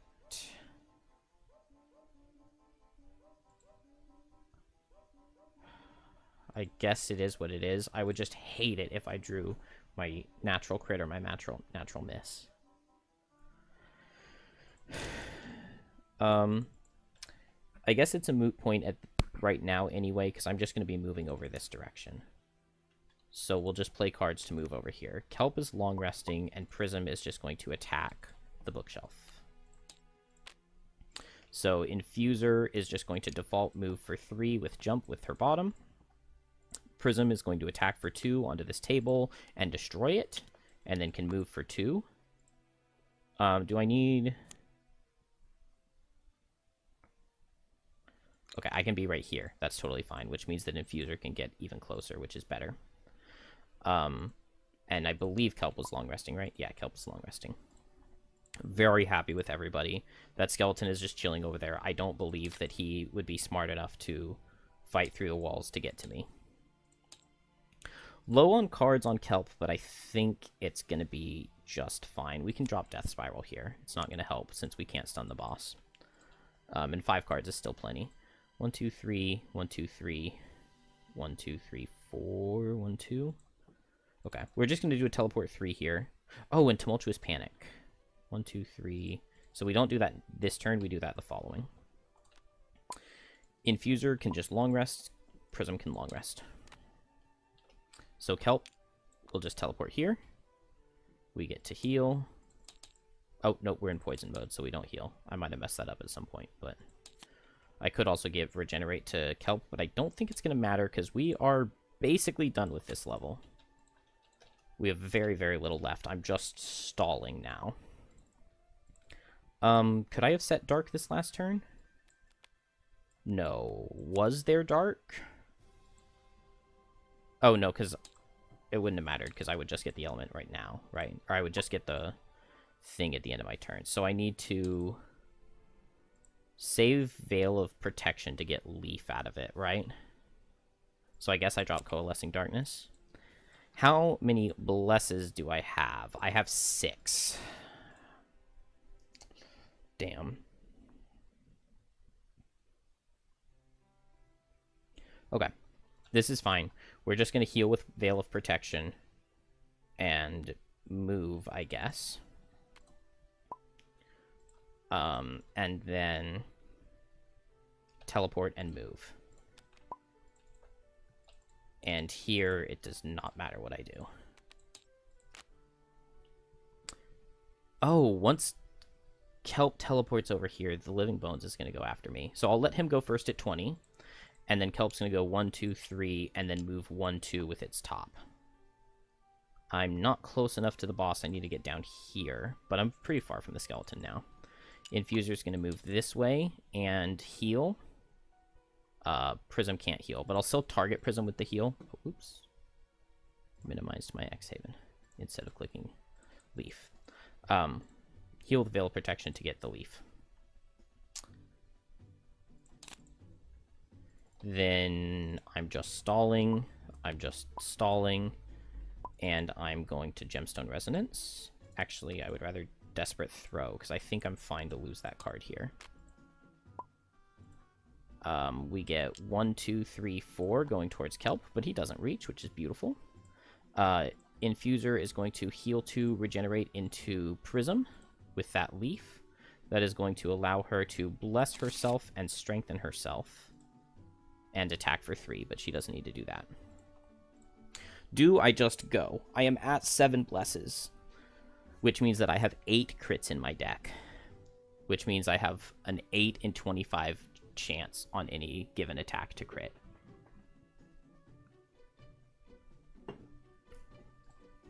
I have all of my items up.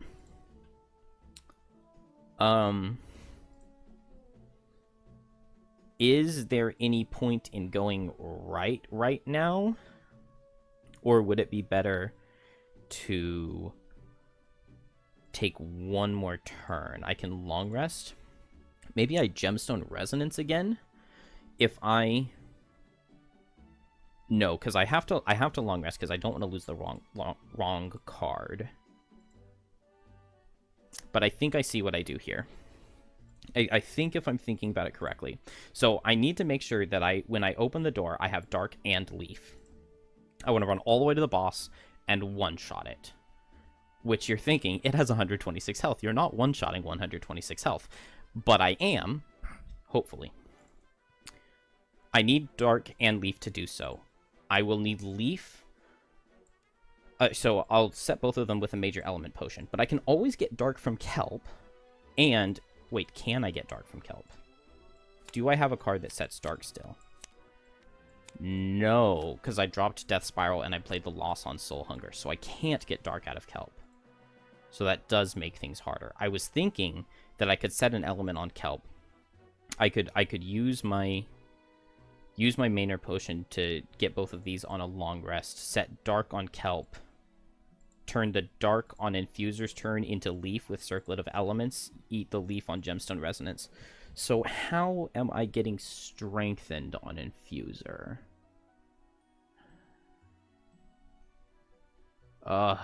It's all messed up. We're just gonna long rest. I did Kelp's long rest this turn, so I can drop any card, and I guess we'll drop Slipping into Death, because that feels like the worst card. I think I want to save Lacerating Stabs and Succumb to Fear for next turn, so I'll play Crippling Terror, Tumultuous Panic. I think I'm going to long rest here, which means I'll play a turn.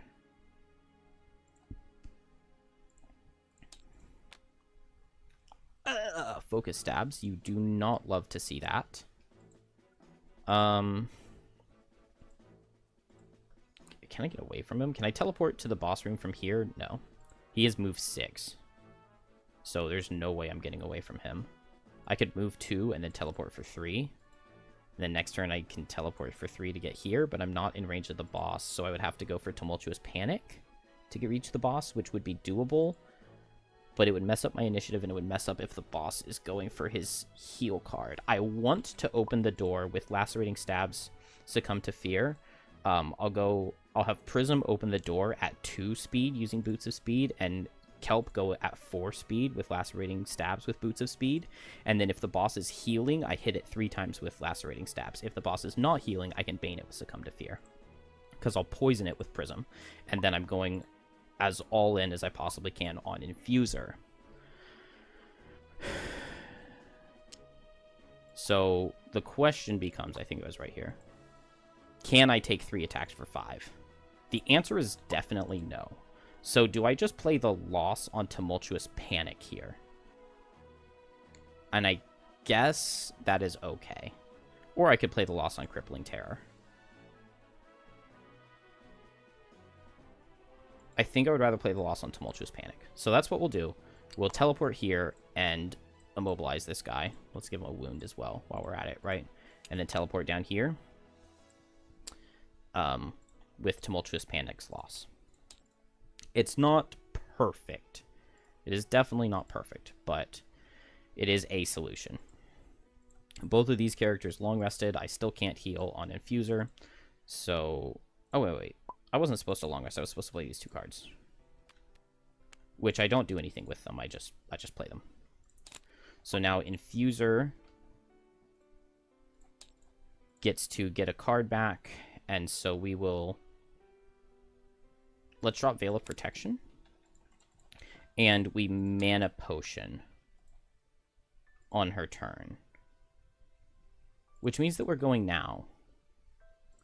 And so I should have long rested on Prism, which is what I did originally. Oops. So that's what we did originally. And then now everybody is set up and ready to go. And we have everything just about as stacked as we're going to get. So we're going to go at 2 with long-range missiles. We're going to go at 4. And we are going to go at 8.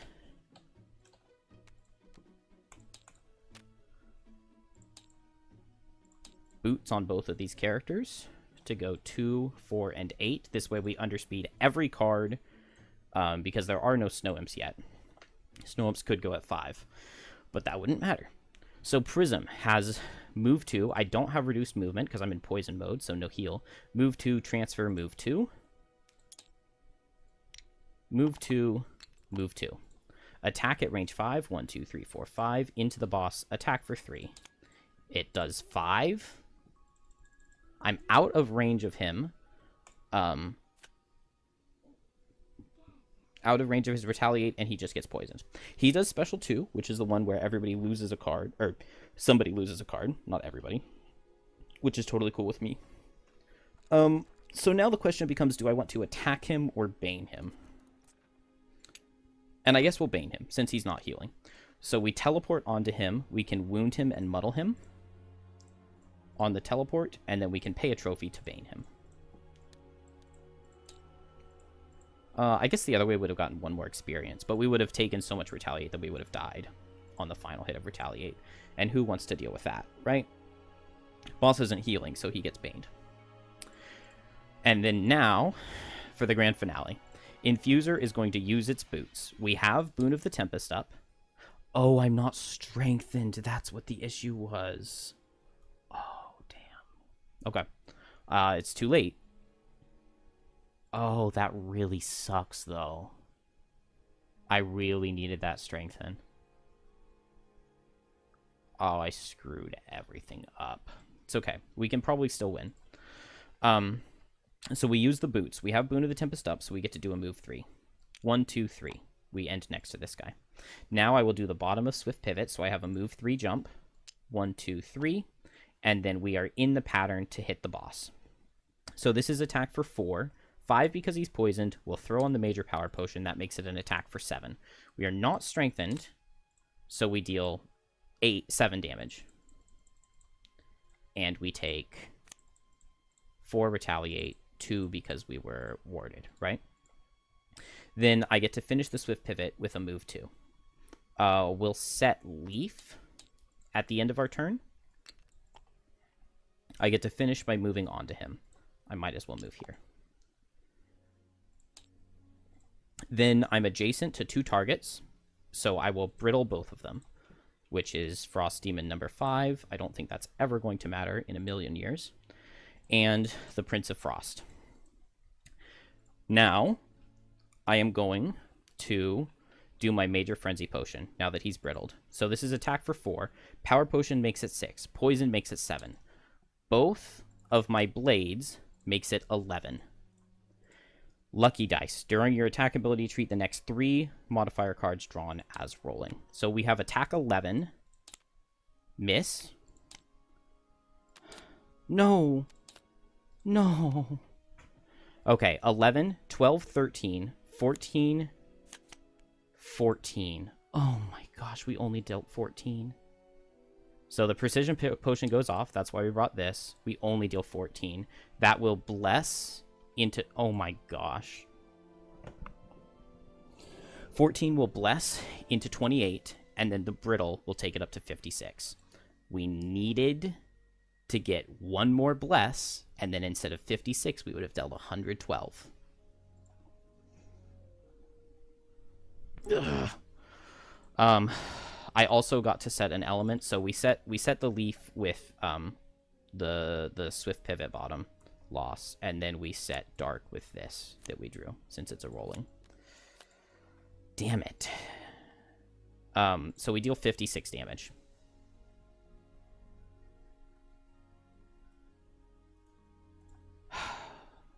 The strengthen didn't actually matter very much there. I guess we would have, on the first attack, we would have drawn an extra modifier.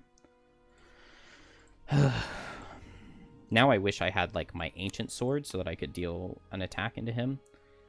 That's okay. The scenario's not over. We still have a turn. Oh, you know what I did forget, though? Because of my add target... Well, okay, I can still do it. So my attack for 6, I also get to hit this Frost Demon. I need to take 4 more Retaliate from this guy. I guess I'll do it. Attack 6 into this Frost Demon. There's a chance... Yeah, there's the next Bless. So if I had been strengthened... I actually would have drawn 2 Blesses. Attack 6, crits for 12, brittles for 24.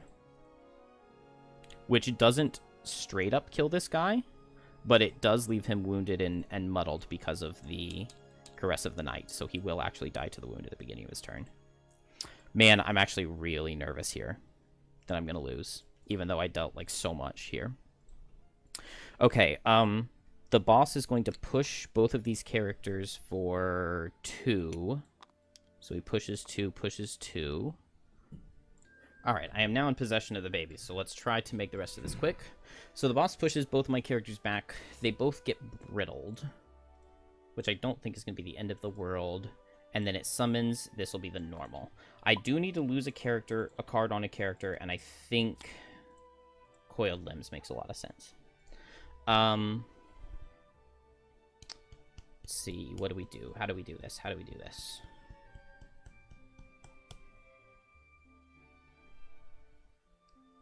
It's okay. Okay, I did forget that he will suffer 1, and then he will suffer 10. So we're looking at 47 health, not 58. 47 is still a lot of damage to deal, though. It's still a lot of damage to deal. Snow Imps don't do anything. The Frost Demons, this guy suffers from his wound and dies. This guy attacks. Prism was faster, and he misses. Yeah, we've got a lot of curses saved up. This guy suffers from his wound, which I don't think he did last turn either. And we're new turn. So I would love to see some of those good old Recover a Lost cards. I guess I play Lacerating Stabs here. It definitely makes the most sense. Dang it. I only have 11 health, though. And I'm brittled. So what we do, we short rest, and we lose 1 health, which would be losing 2, which would take us down to 9. Then we take Retaliate 4, we go to 1 health, and we can Lacerating Stabs. So I just need to draw Lacerating Stabs here on the short rest. I didn't. So I guess I just take 1 damage, which becomes 2. Because of the brittle. And I lost Lacerating Stabs. It's not the end of the world, because the boss still has negative conditions, and I can still just Bane him. If he's healing, I guess it means that I just do a Crippling Terror attack for 5. And it won't be as good as the other way around, but it is what it is. I guess I back up out of Retaliate range and I Desperate Throw. Oh no, it's 4 hexes, not 5 hexes. So, oh no, yeah, I can still do it. Because it's only range 3 on the Retaliate. So I can move here and I can Desperate Throw. And there's not much that's better. I do have both my blades again, so it's a really high base damage attack. I'm not strengthened, which I really wish I was, but what can you do? I would love to hit the boss again with long-range missiles. I'm not in range of the bottom of mortar shells. Maybe I just summon the mortar shells and then I can command it to attack. I don't know. Most likely what I need to do is have Prism available to lose cards, so maybe I just long rest. And I hope that if he draws the special 2, then I can lose cards. So I'll long rest Prism. It also means I can go faster than Infuser to be the focus. We just get an attack card out of the Prince of Frost, which is really good. So I go for the Bane. So I teleport here. I give him a Muddle. This means that he will be targeting Kelp. I rest Prism in between Kelp and Infuser, but before Infuser so that he'll be the Frost Demon focus. Kelp just moves here and Banes the boss. And that's Kelp's final turn. But we do get to deal 10 damage here, which is pretty good. Prism now does its long rest, regenerates. No, it doesn't get to heal because it's still poison mode. And then we'll just lose Faceless Entity. That's fine. We get this back. That's all fine and dandy. Then Infuser. So I guess Infuser moves 2 and gets to add a pair of infusions. And then Desperate Throw with the Leaf and the Dark to make it its attack for 5, 6 because he's poisoned, 10 with the 2 blades. Please do not miss. That's not the end of the world. But now I'm disarmed. And so we only deal 9 damage.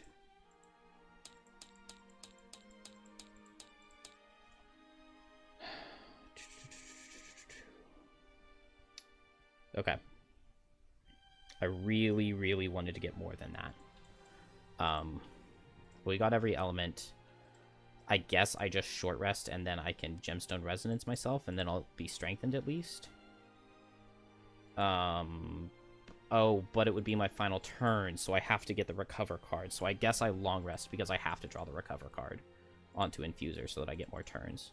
I am now disarmed and I did not deal enough damage. Oh my gosh. Please, please, please give me special 1 next turn. Oh, damn it. Okay. Boss suffers. He's muddled. He attacks Kelp. And he misses. Kelp will get brittled. And then the boss suffers 10, right? I don't think I did the 1 suffer from the wound. So he's down to 25. We're almost there. Snow Imp will eat the wind, I guess, to hit 2 targets. So Infuser and then Kelp.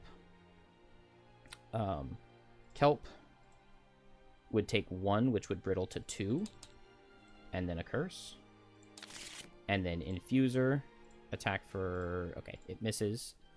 And then a curse. And then the Frost Demon hits the Prism, because Prism was faster. Prism takes 5. And the Skeleton suffers from its wound. Okay. I get to attack the boss with long-range missiles. And I guess I move forward, because then I can get 1 more attack with long-range missiles and mortar shells. That's actually not bad. I just long rest Kelp, and I can lose 2 cards if he gets the lose thing, or... Well, yeah, that's just it. And then on Infuser, I long rest as well, and I'll get 1 more turn after. And I can Circlet of Elements, one of my elements back in to make a Tremor Blade, I guess. He did not get the recover card. But I get an element out of Snow Imps, which is nice. So we'll have them set Leaf. Is my best bet to go onto him and do the Gemstone Resonance so that I get strengthened? Yes, I think it is, because I still have my blades. And the boss didn't heal himself, which is very nice. Although it's not that nice, because I would have recovered a card, and that would have been worth it, no matter what. We just need Infuser to survive this Frost Demon attack, but that's extremely likely. So Prism can just move 2, and then I'm still outside of the range of the Retaliate. I guess I go this way so that I don't get targeted, right? But I want to be in range. The highest of high rolls has me getting in range so that I can do a bottom attack next turn. So I'll move this way and attack for 4 with long-range missiles, and it'll deal 3. But I'm outside of range of the Retaliate. Living Bones suffers from his wound. The boss will move here and attack 2 targets for 4. So we have Kelp and then Infuser. So first into Kelp. We just lose these 2 cards. I mean, it doesn't really matter. And then into Infuser, attack for 4. We will use the armor to reduce it to 1, and then the brittle makes us take 2, and then we get rebrittled. Oh no. And then now the Frost Demon's gonna freaking kill me, dude.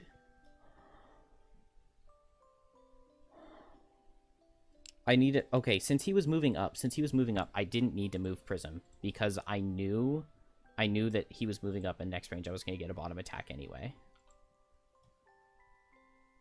And so that makes the Frost Demon hit Prism instead. We'll just draw the miss here, and it doesn't matter, right?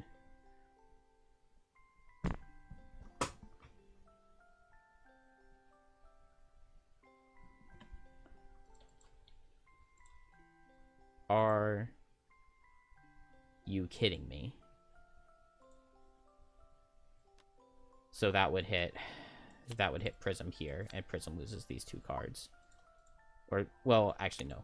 It's better to lose this card, because then I can still long rest next turn. and is dead. Infuser regenerates for 2. Can use the helmet to turn the dark into dark. Gets all of these items back. And then just gets 1 more card.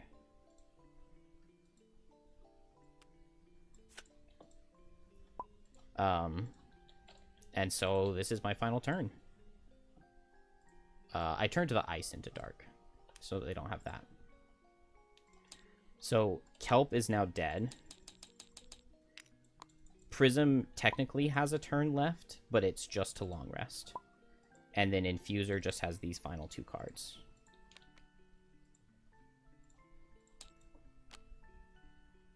And we got special 2 out of the boss, not special 1, which was the only way for us to... Okay, this guy regenerates. The boss suffers. I don't know if he suffered last turn, but I don't think it really matters. There's nobody for him to push. He summons another normal Snow Imp.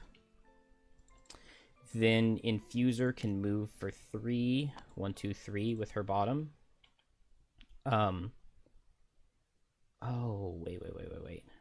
So it's my better bet to Desperate Throw. Well, okay, we can check the math really easily, right? So if we use the Leaf for Gemstone Resonance, then Boon of the Tempest is an attack for 3. Attack for 4 because of the poison. Dark makes it attack for 6. Attack for 6 with the Strengthen. If we draw a crit, we never kill. So there's no point in doing that. So the better bet is to back off Gemstone Resonance for a pair of infusions. And then attack with the Disarm from Desperate Throw. So it's attack for 5, 6 because of poison, 10 because of these items, and then we kill with a crit. Easy. And that will kill the Prince of Frost. If I had just let Prism tank that attack instead of Infuser, it would have been like a very clean and smooth win. Instead, I had to change where I went after I realized the boss moved forward. And so it feels like I cheated. But I also got very unlucky in that I had 8 crits in my deck with like 23 or 25 cards, and I drew 4 and only drew 1 of those 8 crits. So, I'm not a fan of this level. I think that this level would be totally fine if you just rotate this room and put it right here and just don't have this middle room in between. And then I think it would be a really good level that makes a lot of thematic sense. Like, and maybe a little bit less health on the boss, or like not range on the Retaliate. Because like the first room, you've got like hazards to deal with, and you've got Retaliate from the Frost Demons. Cool. The second room, you've got Retaliate basically from the orb thing that you're hitting, and then the boss having Retaliate. Like, that all makes sense. I don't see how this room of boxes and stuff in the way really fits with the Retaliate theme. All it does is serve to eat a full rest cycle from each of your characters, because you can't, like, not everybody can get through it. Like, even if 1 or 2 characters can just, like, teleport from one side to the other, not every character in the party is going to be able to. So this room is always going to slow you down. And then you get to the boss and you just hope that they draw special 1 every turn. But, like, in this attempt, we had 4 turns in a row where we didn't get special 1 once. And so, like, if that happens, are you just supposed to lose in the 4th room after you've been playing a level? Like, if you're playing physically with other people for the first time, this could be, like, 3 hours it takes you to get to the final room. So, I don't know. This one feels very overtuned, especially with the scaling on the health of the boss. And Retaliate 4 range 3 is very brutal. Very, very, very brutal. And yeah, like, if you have a Deathwalker, level's easy. If you have a Deathwalker, Shackles would be really good into the boss. But, like, nothing's nearly as good as Deathwalker, since you can Wave of Anguish outside of range and then potentially get Wave of Anguish back. It's just, like, really, really good. But yeah, that's how I would change this level to make it, like, a much more agreeable level.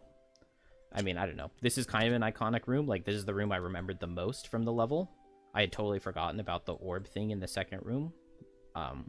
This has been, like, a year now since I played it for the first time. But back then I only played it one time, and then I never came back to it because I was so frustrated with the boss because he just drew special 2 several turns in a row. And I lost. And then here I lost it multiple times before I was finally able to win. But I don't know. I mean, it forced me to come up with a kind of cool strategy, but also using these Gloomhaven items feels very cheap and cheating. And then repositioning my Prism after its turn once I realized that Infuser wasn't going to be able to have the shield for the Brittle.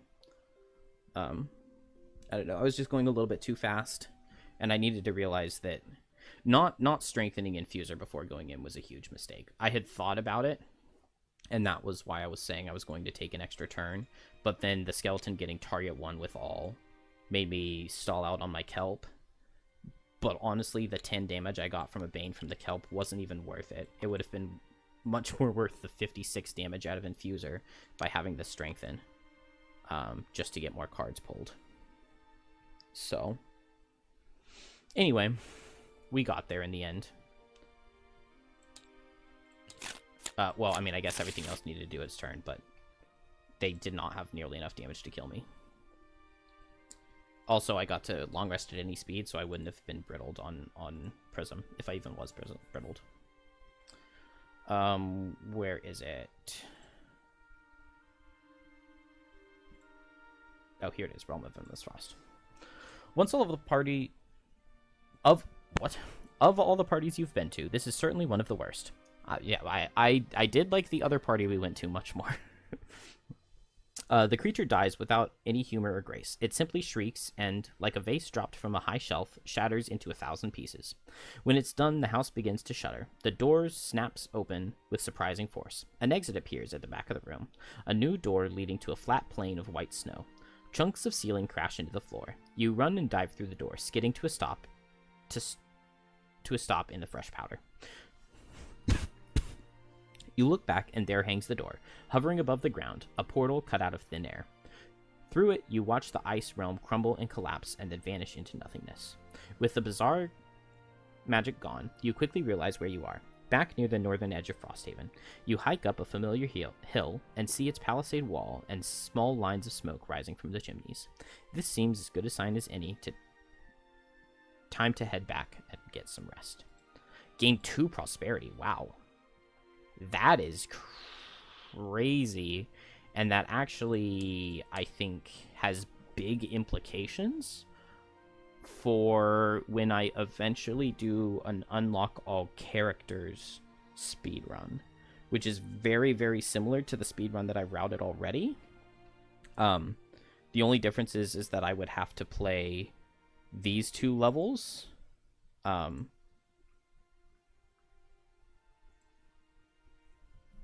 Wait, what are all the differences? I think that's just about it. I really just need to play like these 2 levels. So that 2 extra prosperity could really, really help with hitting early prosperity level breakpoints. Because that's like an entire retirement's worth of prosperity. Because like the big problem with an unlock all characters speedrun in this game, because the speedrun for it is just an hour in Gloomhaven, and it's a really, really cool run. If you haven't seen that video, it's a really, really good one. The problem with unlock all classes in Frosthaven is like the bonus class that they added last, which was like a Kickstarter reward, because that class takes a very long time to unlock. A lot of the other ones do too. Like Infuser can take a long time. Whichever one you don't unlock in the Lurker path takes a very long time to get. Okay, I think that's about it. We'll go back to town. We'll pass a week. Lurkers have been gathering outside Frosthaven all day, but the expected attack hasn't come. The swarm grows and grows, but still they come, and still they wait. You stare grimly out from the tower, weighing your odds. It might take everything you have, but you figure you could just about defend the wall, if everything goes right. And then a massive lurker emerges from the water, its green and red head as big as a lifeboat. The mood of the other lurkers changes drastically. They chitter loudly, preparing to attack. The gigantic lurker approaches the town, and the others falling in behind it. A sudden cry rings out from the gate below you, and you see an Inox youth slip through the gate and dash towards the approaching lurkers, brandishing a stick in one hand. Someone shouts at the gatekeeper next to you. Open the gate and get that kid back inside safe. It doesn't say safe. This does not qualify as everything going right. So it's a lurker attack, but it doesn't have the lurker attack symbol, which just means that it doesn't get removed when you beat the lurker scenarios. But, like, does that mean, like, are we being attacked? Option A, stop the gatekeeper from opening the gate. Your chances are slim enough without inviting the lurkers inside. Option B, run and grab the kid yourself. Well, we don't want to open the gate with all the lurkers coming. So I guess option A, stop the gatekeeper from opening the gate. You grab the arm of the guard, who wasn't very enthusiastic about opening the gate anyway. You both look out at the Enoch's boy running to his doom.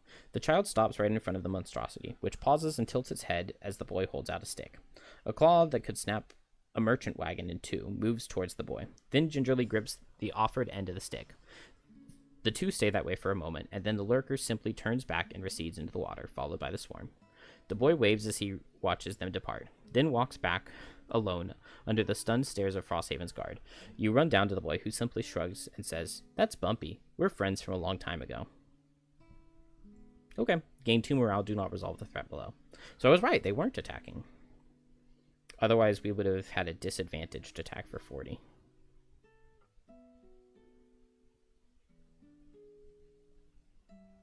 Okay. 2 morale. Let's spend 18 gold, which I don't really have. How did I get no loot in that level? Yeah, I only got 1 gold pile. Okay. 18, so we still need to spend 10. And that'll get us 3, 3, 3. We gain our 2 garden resources that we always get. I can't donate for blesses on Infuser, but I really need to be retiring her. So I think I'll just play 1 more level, because I might be able to double build here. I might not be able to double build, but we'll try. We will try to double build. I can upgrade any of these, but those are expensive. Is there anything else to do in downtime here? I don't really think so. I need to build that axe. I might just be going for the Gloomhaven 2.0 retirement rule, where you can retire when you hit 600 experience. That sounds a lot easier than making this axe and going and killing things with it. I don't generally get that many uses out of my things, though, so it would be kind of cool to, like, go up and use the axe. Especially because I can, like, command... Oh, I guess I can't really command my summons. If I have the axe, then I don't have Horn of Command. I was thinking I could command where my summons attack to, like, pick how much damage they do to leave a target on low for me to walk up and finish it off. I don't know. I'm probably just going to do the 600 experience. That sounds a lot easier than doing this.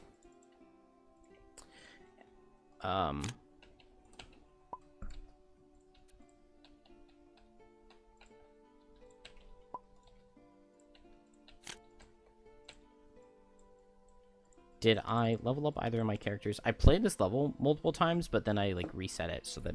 Oh, I exactly leveled up to 6. This is an interesting level. I'm going to take a minute to figure out exactly what I want on Kelp here. Did we finish everything? I could train a soldier. I don't really feel the need to do so. I don't have very many resources, so we'll hold off. We need to upgrade the craftsman, which is 854. It's out of order, but we're going to do it first. So 8. So we'll do 754. So 3, 2, 1 is what I need. So 2, 0, 1. 2, 0, 1. And that had the -1 from the thing. And then I lose a morale. But we get to upgrade this. And we get a prosperity, and then we get the new items. A prosperity, a morale. We get the new items. And these are really good. So During your turn, a scepter to heal, target an ally in range 2, and ward them. At this point, I have a very difficult question to ask. Would I rather have this, the Regenerate Scepter, or the Horn of Command?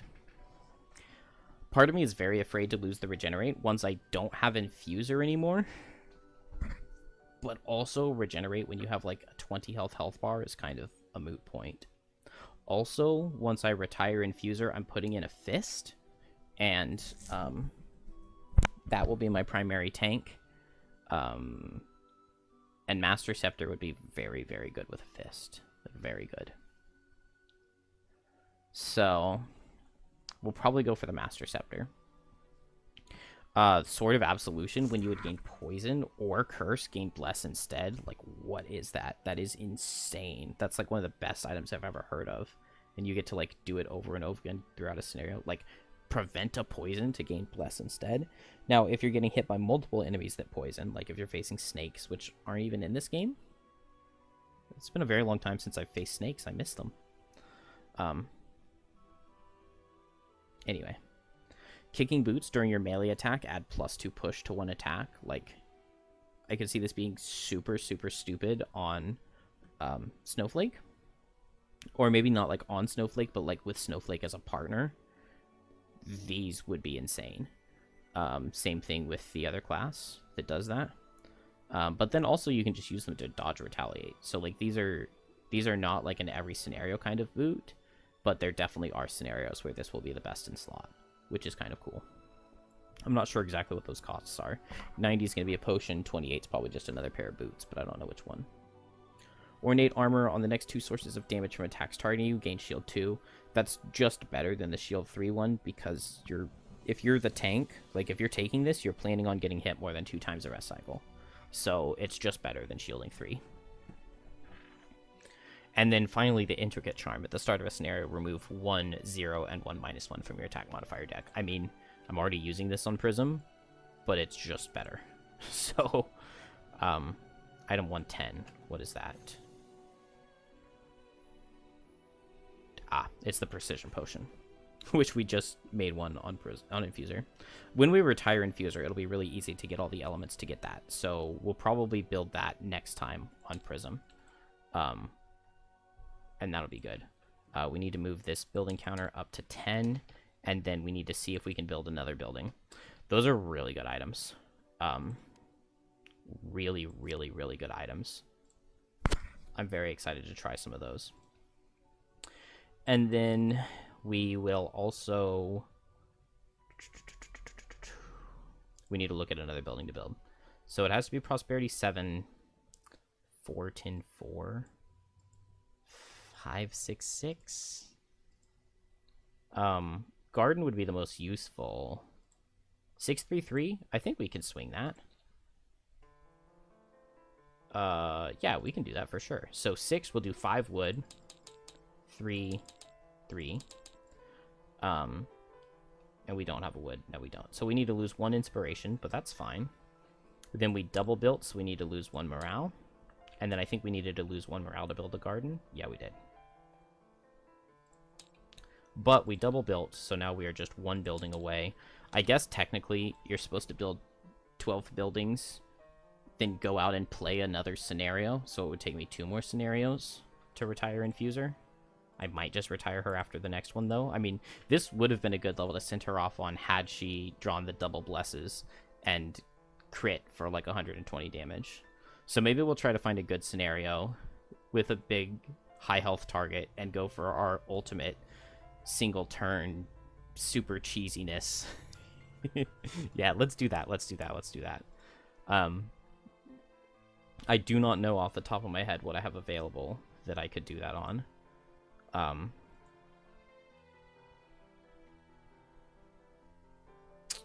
Yeah, I really don't know. Maybe we go like 75 or 77. The other Fish King scenarios, I would, because like these are if you didn't decide with him.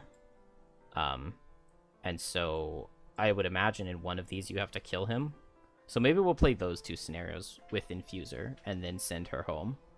That sounds like a good way to finish her off.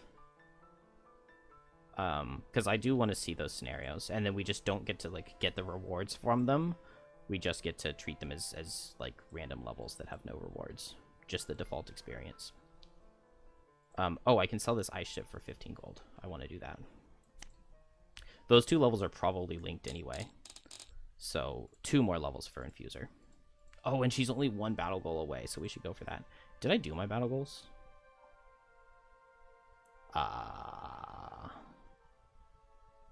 No. And no. And so my final act... Oh, I need to click the upgrade button on the garden, don't I? 1 prosperity and 1 more plot. So next time we can plant 1 more herb. I don't know exactly which one that'll be, but that's fine. So that is very, very good. And now we just need to figure out Kelp's level up. And this is going to be hard, because unfortunately, the early level card... Wait. Level 6. Okay. I had just pulled them out to look at them earlier. Level 6 is like... It's not really that great of a level. I'm 99.9.5% sure I am not doing the Remorseless Deep. Maybe if this were like 2 initiative instead of 22. The thing is, like, it's just really stupid. If you've got a target baned, they're most likely already wounded. Unless you're playing with allies who can brittle. Because, like, if you're not playing with allies that can brittle, then most likely, if they're giving you any negative conditions, it's poison or muddle. And then you need to be wounding a target to get 3 negative conditions on them. If they're wounded, brittling them does nothing because they'll suffer brittle damage from their turn. So, like, what's the point of this? I totally get wanting to be able to add brittle onto a baned target, because, like, that's really cool and good. But it just seems so bad. Like, the level 8 card that does brittle is so much better because you're actually dealing an attack. Like, if your turn is just, like, you take 1 turn, you would have to go slow to set up a Bane on them so that they can be baned for the following turn, and then you have to go fast on the Remorseless Deep, but 22 is not really that fast, and so then you brittle the target, and then they suffer 20, but, like, it took you 2 turns to deal 20 damage, so you're dealing 10 damage per turn, which means your level 6 card is dealing the exact same damage output as your level 1 cards. And then the bottom, wound, teleport, wound all adjacents. We can already teleport and wound 2 targets faster than that. So, is this really good? Like, does this really help much? I don't really think so. If this were, like, teleport 5, I would be listening. Like, then I would be very interested in this. But with just teleport 3, it's like, this card just feels really, really bad to me because you cannot... You have to go really slow, and it's really hard to get 3 negative conditions on something that you go really slow on. You could, for example, do pinning spines. So you could go slow and pinning spines on something to give it 2 negative conditions, and then you could go fast to bane it. And then you could bane a target without them being wounded. The problem is, these conditions would expire on their turn, so you have to go faster than them so that you can get the Bane, but then they would take their turn, and you don't get to get the Brittle from Remorseless Deep.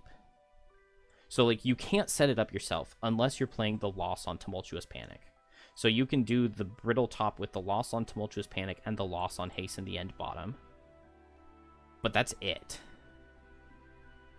And that feels really bad to me. I guess you can also do it with the Loss top on Soul Hunger.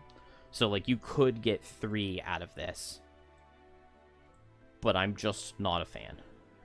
I'm just not a fan. Especially if you're, like, set up Death Spiral just so that you can Bane something. Just so that you can Brittle it on the following turn. Yeah, you're guaranteeing you deal 20 damage to something. Which I shouldn't understate. Because guaranteeing 20 damage onto something is really, really nice. I feel like I just much prefer a proactive Brittle from an ally. Or this Unseen Horror, where, like, you can do all of the exact same things, And you do still have to do all of the exact same things, but like it's at a faster initiative and you're getting an attack out of it. So like you have to have set up the dark too, which is an interesting wrinkle in things because it means that you have to play like Soul Hunger bottom with Succumb to Fear top. But like 10 initiative is generally going to be fast enough to combo with Unseen Horror. I'm just much more interested in Unseen Horror. Plus, any scenario that Baning doesn't work, this bottom is going to be really, really, really good for you. So, I really want to try this Unseen Horror. Which means not the Remorseless Deep, which means we go Claw of Doom. And Attack 3 stun is good. I guess I'm more interested in the Teleport 5. The Teleport 5 would have been really good in this last scenario because on turn 1, I had to like really position myself well so that the Living Spirit would get close enough to me. And this Teleport 5 solves that issue. Teleport 5 is like infinitely better than Teleport 3. Because Teleport 3, it's like really, really hard to get through a lot of walls, whereas Teleport 5, it's really, really easy to get through a lot of walls. It does also just offer me an option on like, hey, I'm just going to attack something and stun it this turn, which is just not a bad turn. It also gives me another option for setting dark, so I think Claw of Doom is good. Pinning Spines is also something I could consider going back for. Just being able to go slow and get 2 free conditions on something. It would pair really, really well with Soul Hunger. Go slow, get my element, get 2 conditions on something, then the next turn I can go fast and Succumb to Fear it, to Bane it. And that does feel very, very solid. Also, getting 2 attacks is just going to scale really well with my attack modifier deck getting better.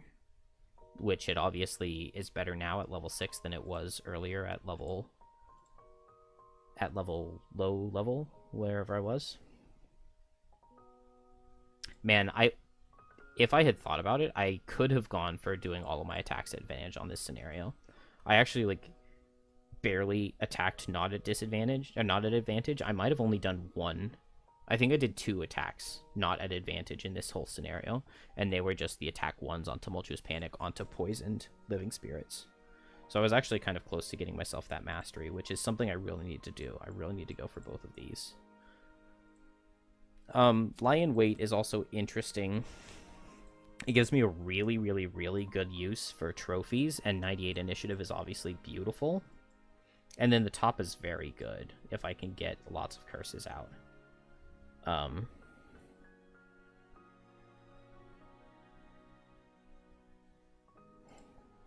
Man, a lot of the options are good. Extra decoration is interesting. The bottom is really good with haste in the end, but the initiative is really bad. So I guess not really. The top I don't care that much for. Like, a strengthened attack for 5 is good, but it's just fine. Similar thing with Crushing Darkness. I mean, yeah, 40 initiative really sucks. And then the bottom is so underwhelming since you're not moving. Just muddling. Like, muddling everything in range 5 is crazy, but none of the level ups really stick out to me here, so I think I take Claw of Doom. It's way more flexible than Remorseless Deep, but I just have a huge, huge, huge question to ask myself at the next level. Like, it's an insanely huge question. If I really want to go all in,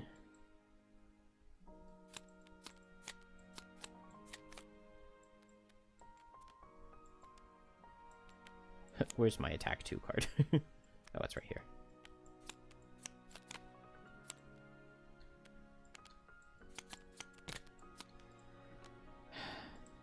Dire Frenzy is the best card for an attack focused crap. It's just the best one. Like, attack 2, move, attack 2, move, attack 2. You pull so many modifiers. It's super, super likely, because your deck is so thin, it's super likely that you're going to get some of these invisibility cards.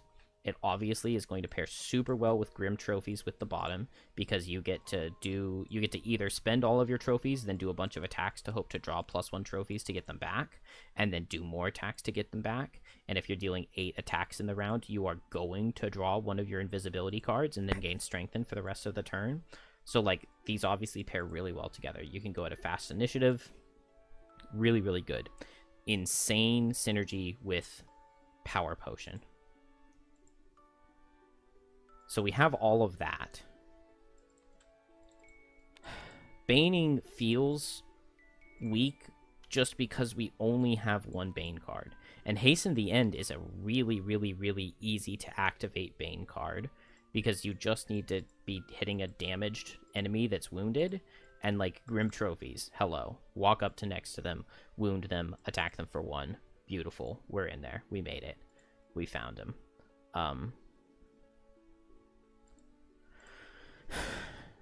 And like, this way you can either go slow or go fast. Like 65 is not super slow, but Boots to make it 75 is going to hit you at the speed that you want most of the time anyway. So like, level 7, I just don't know.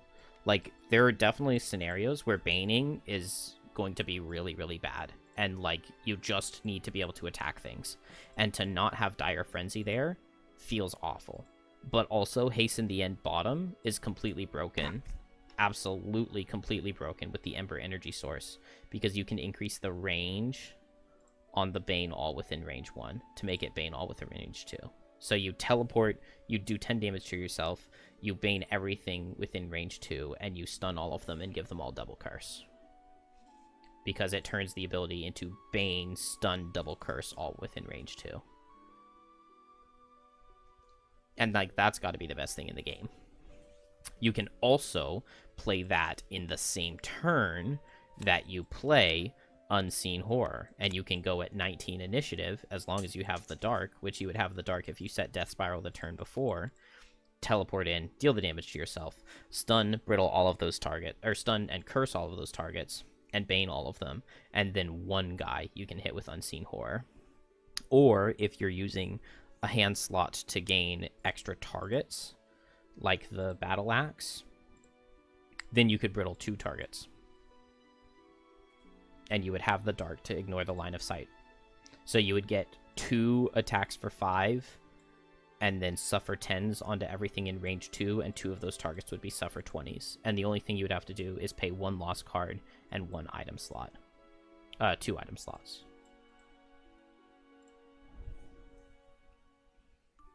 And, like, until you go for that pop, you have another really easy Bane to put out. Oh, I do not have Pinning Spines.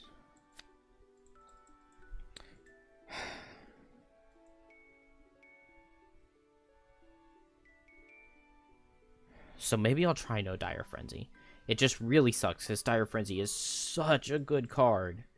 I mean, it is such an amazing card. Like, this is just your default, like, well, I'm just going to play this, and I'm going to pull a lot of modifiers, and I'm going to have a good turn. Because there's so much movement on it. Like, it's just so freeing and easy to use. I really want to try this top Bane on Hasten the End a little bit more, though. I also really need to get myself a Poison Dagger. I guess I would want... Maybe I would want a Poison and a Wound Dagger. Because if I do that with Grim Trophies, then I can either just do the bottom, move 1, wound something, attack it for 1, and Bane it with Hasten the End, because it suffered damage. I'd probably spend 2 trophies to get 2 attacks for 1, just to make sure that I deal damage to it, and then I can Bane the target. But if I had Poison and Wound Dagger, then I can move 1, muddle on the move, attack for Poison and Wound with Grim Trophies, and Succumb to Fear. And then it would pair with either of the 2 Bane cards, and the initiative works out really well at either 65 or 18.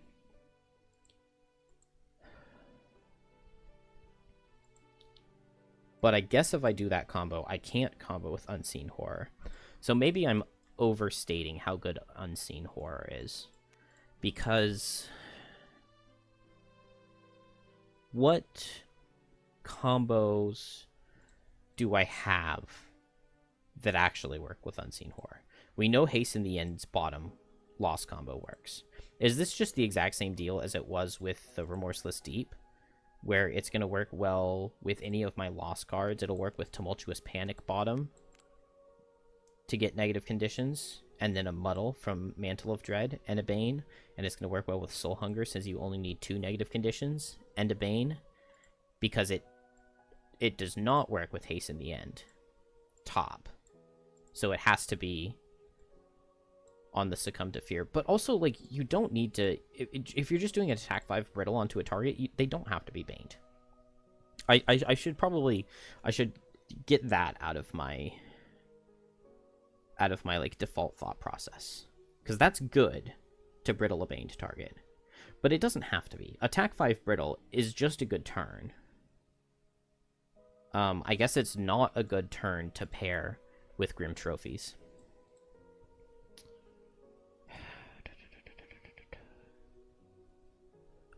Grim Trophies is also really cool with the kicking boots. Where those were crafted, right?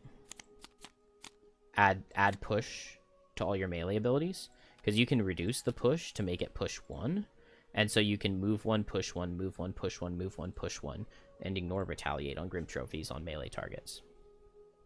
So that's kind of cool. So how would I combo Bane with Unseen Horror besides doing these 2 losses? Is there even a way to do it? Just doing it on my own. And I think the answer is no, because I've got this stun from Claw of Doom, and I've got the Mobilize from Crippling Terror, but none of those are going to work. It doesn't work on a target that's wounded, and so I need a way to move onto something and give it 3 negative conditions, which is why, I mean, I would really want... Would it be worth adding back Staring to the Abyss?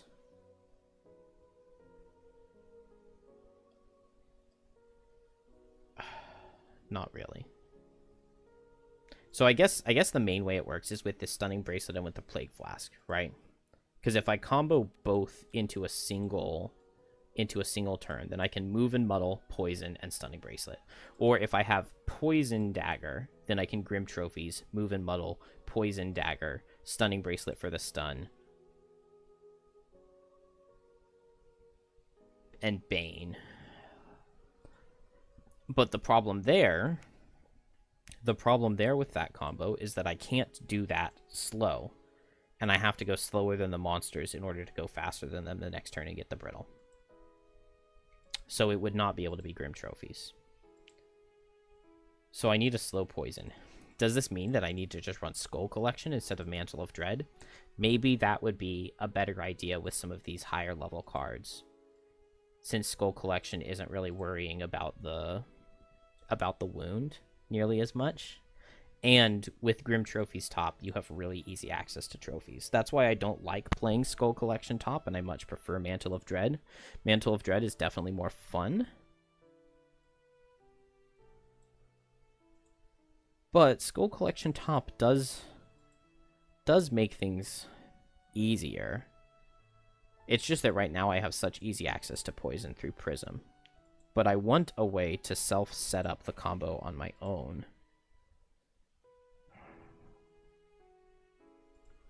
I've gotten lost. I've confused myself. The baby's just like totally asleep though. What about Staring into the Abyss bottom?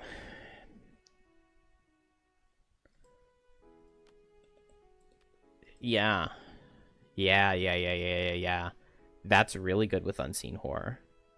And you really don't even need the Death Spiral setup, because you're disarming the target anyway, so you don't need to stun them. Although, like, there's nothing bad about adding double curses. But if you have Skull Collection top set, that with Staring into the Abyss, you can do a single turn. It would take 3 trophies to do so. But then maybe you're just using Grim Trophies top to get more trophies back. It would take 4 trophies to do so. Staring into the Abyss for a trophy, Skull Collection for 2 trophies, Succumb to Fear for a trophy. But you can do it at 63 speed, and then next turn you go at 19 speed and you Unseen Horror. But that is only if I'm not getting poison from my allies. And so I think I still prefer Mantle of Dread and just to get poison from my allies. While I'm playing with Prism, that will not be a big deal. That will be very easy to accomplish. And so I don't need to run the Skull Collection. I just need Poison for my allies, and then Stare into the Abyss, move and Muddle, and Disarm. So it would only cost me 2 trophies, and 2 trophies is very easy to pay. The problem... The problem is that this turn doesn't set Dark. And Staring into the Abyss, you cannot enhance Dark onto it. Dang it.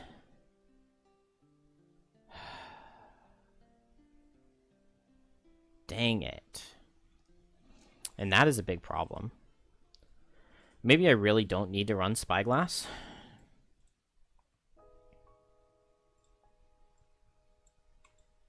Ah, that's really unfortunate to not be setting Dark. If I had Skull Collection, I could spend 5 trophies. 1 for Disarm, 1 for each of these, 1 for Succumb to Fear, and then I would have the Dark for the Unseen Horror on the next turn.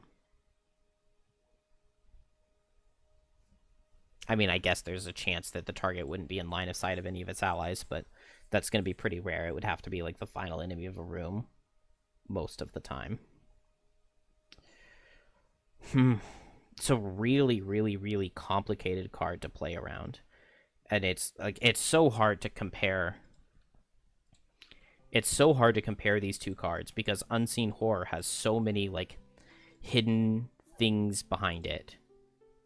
Because of the wound and the brittle having counter, whatever the word is I'm trying to think of, counter synergy. Whereas Dire Frenzy is literally just, I'm gonna hit. But, like, there's nothing wrong with a good I'm gonna hit card. Also, if you take both of them, this bottom is insane with Dire Frenzy top. While you are invisible once during your turn, you can spend a trophy to add +1 attack and wound to all your attacks for the turn. All of a sudden, like, this is way better than Mantle of Dread. And it turns your Dark Frenzy... It turns a Dark Frenzy Grim Trophies turn into just the most absurd. The most absurd. You're already invisible, and now you get to deal... Oh my gosh. And that's completely spammable. Is that better than all of this Bane stuff that I'm going into? It sucks because it's so easy to play. It would be so easy to do this, and then it's so easy to build into this because you just throw in Frenzy Potions, you throw in Power Potions, you find a turn that you want to go crazy, and then you just need to get invisible, which I can do with like a chest piece really easily, because at a higher level you don't need Cloak of Pockets at all. So you can just go invisible with a chest piece, or just be invisible already from doing attacks on the previous turn. And then go insane on Unseen Horror with Frenzy Potions. You can also just use Frenzy Potions in an attempt to pull modifiers to get these invisibility cards. I guess if you do this, well, you do this and then you do Dire Frenzy, and you either get a kill or you pull one of your +1 trophy cards, and then you can do Grim Trophies, and you have, like, no cares. No cares at all. I think one of the big problems with this Unseen Horror top on the Bane side is the fact that there's no Dark set when you play these 2 cards. I think that really, really, really is a weakness from it.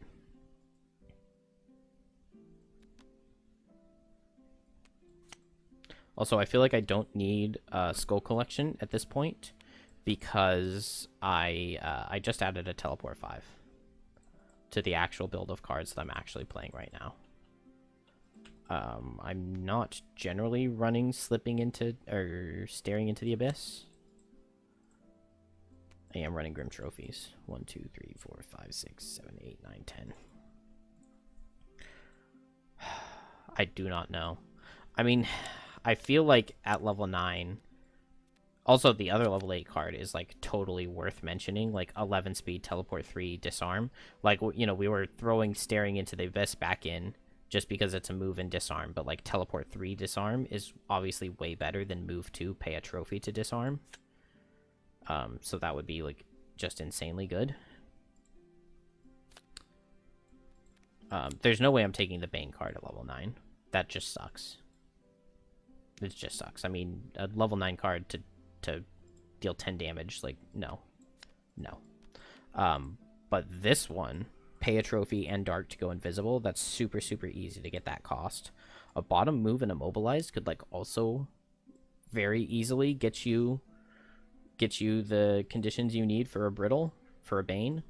But, like, attack 3, target 3, range 2. So weird that all of a sudden we're ranged, but it curses as well. And you get to hit 3 targets, and you're already invisible, so you get advantage on it, because you'll definitely have this by then. I don't know. I don't know what to do. I've never played Unseen Horror before. I've never gotten to try it. In the speed run, I mean, it's very, very easy. I have to take haste in the end. And there really is, like, no thinking about it. I just have to do it. Because there's one scenario in particular that I just have to have at the bottom of this card, and it takes the scenario from impossible to easy. It saves, like, 40 minutes. Like, this card by itself saves 40 minutes. So I have to take this card. And then the only scenario I have left by the time I hit level 8 is a boss fight, and so it just makes the most sense to go Dire Frenzy with Power Potions.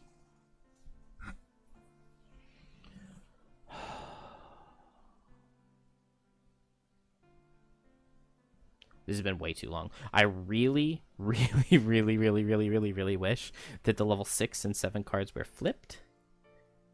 And then I would just take both level 7s all the time. Although then movement would really be an issue. I think this Teleport 5 does solve a lot of issues. I don't know. I've been talking for a very long time. Maybe I should just upload this part as, like, just Kelp complaints problems. Or maybe I'll just upload it with my Kelp, like, impressions, maybe. Because this is a very long thing to tack on to the end of a very long level. I don't know.